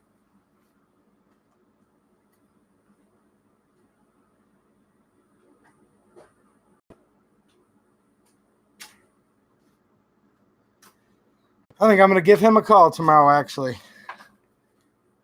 I haven't talked to him in a while on the phone. We talk on the phone from time to time. I actually think I need to call him next week. So I'm going to thank myself for reminding myself to do that. All right, guys, I've been on forever. So I'm going to sit here and just kind of take one last quick till death. Love the bake. It goes with, that's why I, put it with that gun. Certain years should have bakelite. I've got other Russian mags over there. I'm kind of a geek that way. Like to put a mag that would have been most likely issued in 73 on a 73. If I had like, a 1957 type 3, well, then I'd be using one of the thick slab side mags that weigh like 4 pounds like I've got over there. So I kind of get into all the little details. Down to where, and like I said, if he's still in, my buddy Adrian, he can vouch for this. That buttstock, I'm going to keep that sticker on there, guys. I swear to God. Like, I'll literally keep it on there, that little piece of paper, and I'll probably put another piece of clear tape over it so it protects it. And I'll just literally keep it on the rifle for as long as I have it, because that tells a story. And it's got the original language, that they speak over there, and just a little document that I think needs to just stay with the rifle. It made it there all these years. Why not keep it there, And that's why I'm into milsurps. There's a story behind all of them. And the fact is like once you hear the end of a story, a lot of times it lets you down. The thing with these guns is we're never, ever going to know the story on most of them. Some of them we can, but it kind of makes the story better, doesn't it? When you can just imagine what it would be. But since you never, ever are going to know for sure, you can't really be disappointed. Does that sound weird? Or are you guys kind of that way with milsurps too? Because here's the thing. Like you could think to yourself, like, what happened with a certain gun? Like you could think, well, did the Japanese guy that surrendered it to the USGI, okay, that brought it back? Because these are all bringbacks, guys, by the way, that I showed you. Like there's no import marks. I even know, like, the grandson of one of them, of the original USGI that brought it back. So these guns were brought back. Did the Japanese guy just, put his hands up and drop his pistol to the ground? Did the GI get in a firefight with him and take it? Like, there is a story. Was it just one that was literally in the in the warehouse? I don't know. Was it in the stockade, the armory? I don't know exactly what they call it in there in Japan, whether it was a stockade or an armory, or if it was like in a drainage ditch. Like, I don't know, but it did come from there, and it was brought back by what they say probably, our greatest generation we've ever had. So, the Walther P38. Here's another one in a holster. What's the history of this gun? It's cool that a USGI brought it back and took it away from somebody. There's the logo of the Third Reich on there, right in the middle. Terrible people. Now, were all Germans bad that lived there? No, of course not. But the leaders of the party that brought on the so-called Third Reich, probably some of the worst people that ever lived. By no means do I feel like me having this gun supports that. In fact, it's the exact opposite, because obviously somebody that's a lot tougher than me and a lot braver than me went over there and took this. And when we say take, like, yeah, a lot of these guns, at least stories, they're mainly dead now, but when I was younger, great uncles, older people in my family used to tell me the stories. And when they said we took that gun and brought it back, like, they literally meant like click, bang, take. Take in ways that I've never done. So you guys know what I'm talking about. But yeah, AC. Why is it not? It seriously is the black guns, though. That's still a joke, guys. Look, like P38. I'll pick it up exactly, but this is an AC-41, 1941, Walther. If you're German, Walther, right? There's no W, but I'm American, Walther. They had to put AC on there because they were paranoid. They didn't want to put Walther on there so that they could just sit there with their Samsung Galaxy S10 and GPS. Where's the Walther factory? So we could bomb it. No, they didn't have that, but we had good map readers back then, right? Good cartographers, people that knew the land, the lay of the land, and they wanted to keep this hidden from the Allies as long as they could, where this gun was made. So Walther became simply known as AC. Now, I have a real early one of these at home that if I ever do a P38 video, I'll bring in. I'm being paranoid, guys, trying to cover up the full serial numbers. Like, there's abbreviated ones, but anyways, I don't know why. It's just creepy that they're cataloging our serial numbers. Anyways, so they started off with the 480 code. Any P38 fans know what I'm talking about? Walther, for the first couple of years, used the 480 code. And that also meant Walther. Not even the first couple of years. I totally messed that up. Like the first few months of production, beyond prototype, used the 480 code. Like the first 7,500-ish pistols from Walther had 480. I got one of those at home too. And then they went to the AC after that. You know? And then there was the BYF, which stood for Mauser. Like the famous Mauser company, like the Mauser brothers, you know? I don't really need to explain Mauser, do you guys? Do I? I'm sorry. I started to explain like Mauser, then I'm like, yeah, everyone here knows what a Mauser is, duh. But yeah, so they were made in the Mauser factory, BYF, and then CYQ, the Spreewerke, or Spreework, you could say, and those were made in an occupied Czechoslovakia. So those were the major, you know, 3 factories that built all these P38s. Now, Brastard says SVW. I was talking wartime. So what SVW would have been is an occupied French. So basically, after the war was over, they put SVW on them. So that would definitely be probably a gun that was made from a lot of wartime parts, because when the Allies defeated the Germans and all that, there were a lot of guns that were either completely made or half guns or whatever. They'd make them with all the parts. So SVW would have been a post-war for sure. So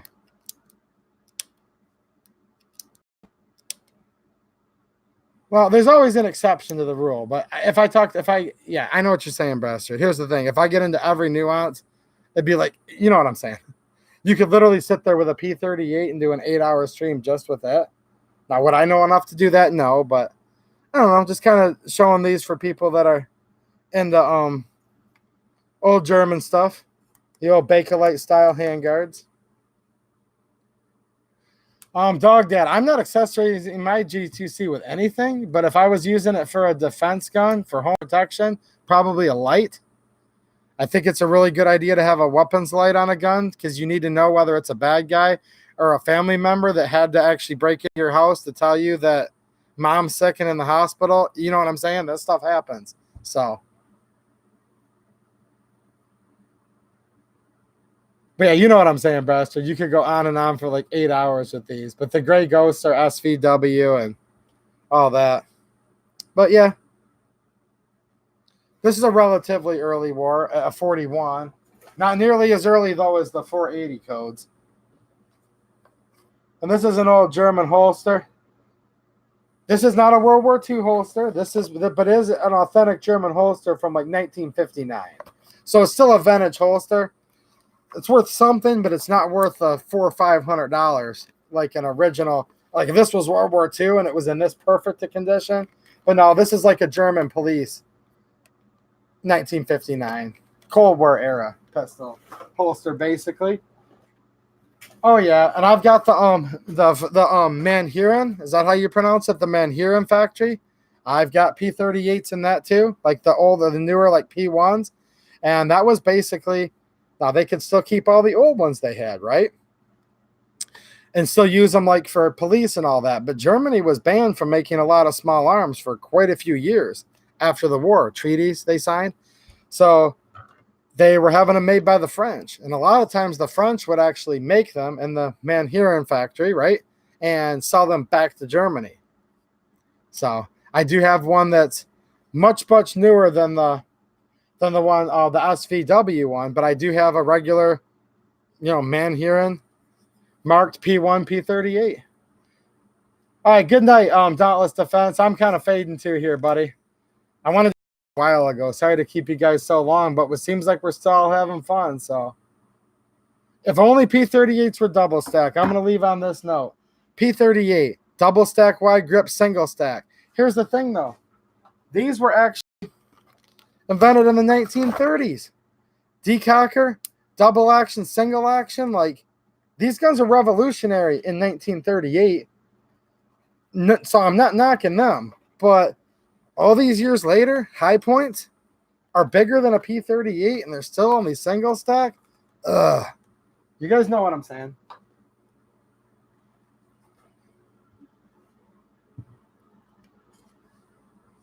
Poor conservative saying they couldn't even make toy T-Rexes because of the small arms treaties. Yeah, I mean, it was crazy. But if you guys, are you guys into P38s? It seems like quite a few of you guys like to talk about them tonight. So I might have to do a P38 though. I don't know. I have a few of them. P38s, P1s, you guys know what I'm saying, right?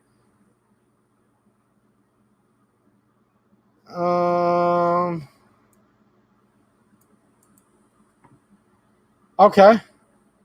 Eli Dorsey saying he has an old M1 Garand with a painted white stripe and he won't clean it off. I'm the same way.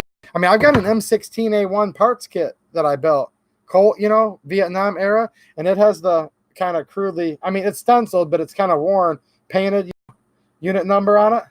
The stock, I'm leaving it there. Heck yeah. I think my Hakeem over here has a little bit of spaghetti writing on the stock that I'm keeping too. Ooh, Josh Benware, using Monarch. Someone else that likes to use steel case. That's good. That's a debate for another night, but I like the steel case ammo, guys. Boy, have I been ripped to shreds by some people for that. But that's good, though. That's good. Those are the ones that aren't shooting very much, that won't use any steel case. It's way too late to start that, guys. I'm just messing with you, but I appreciate you guys being here, all of you. If you guys have any more questions, we will have to keep it for next time, but I appreciate you guys being here. I agree with you, Rockford Ordnance. Steel is good for everything. I use a lot of steel ammo because I actually like to shoot. But I will catch you guys next time, and there will be more videos to come this week. And I appreciate it. Let me just see if I'm missing anyone else. If I didn't say hi to you guys, I'll say hi to you next time, all right? All right, guys, I appreciate it. Thanks for watching, and have a good one.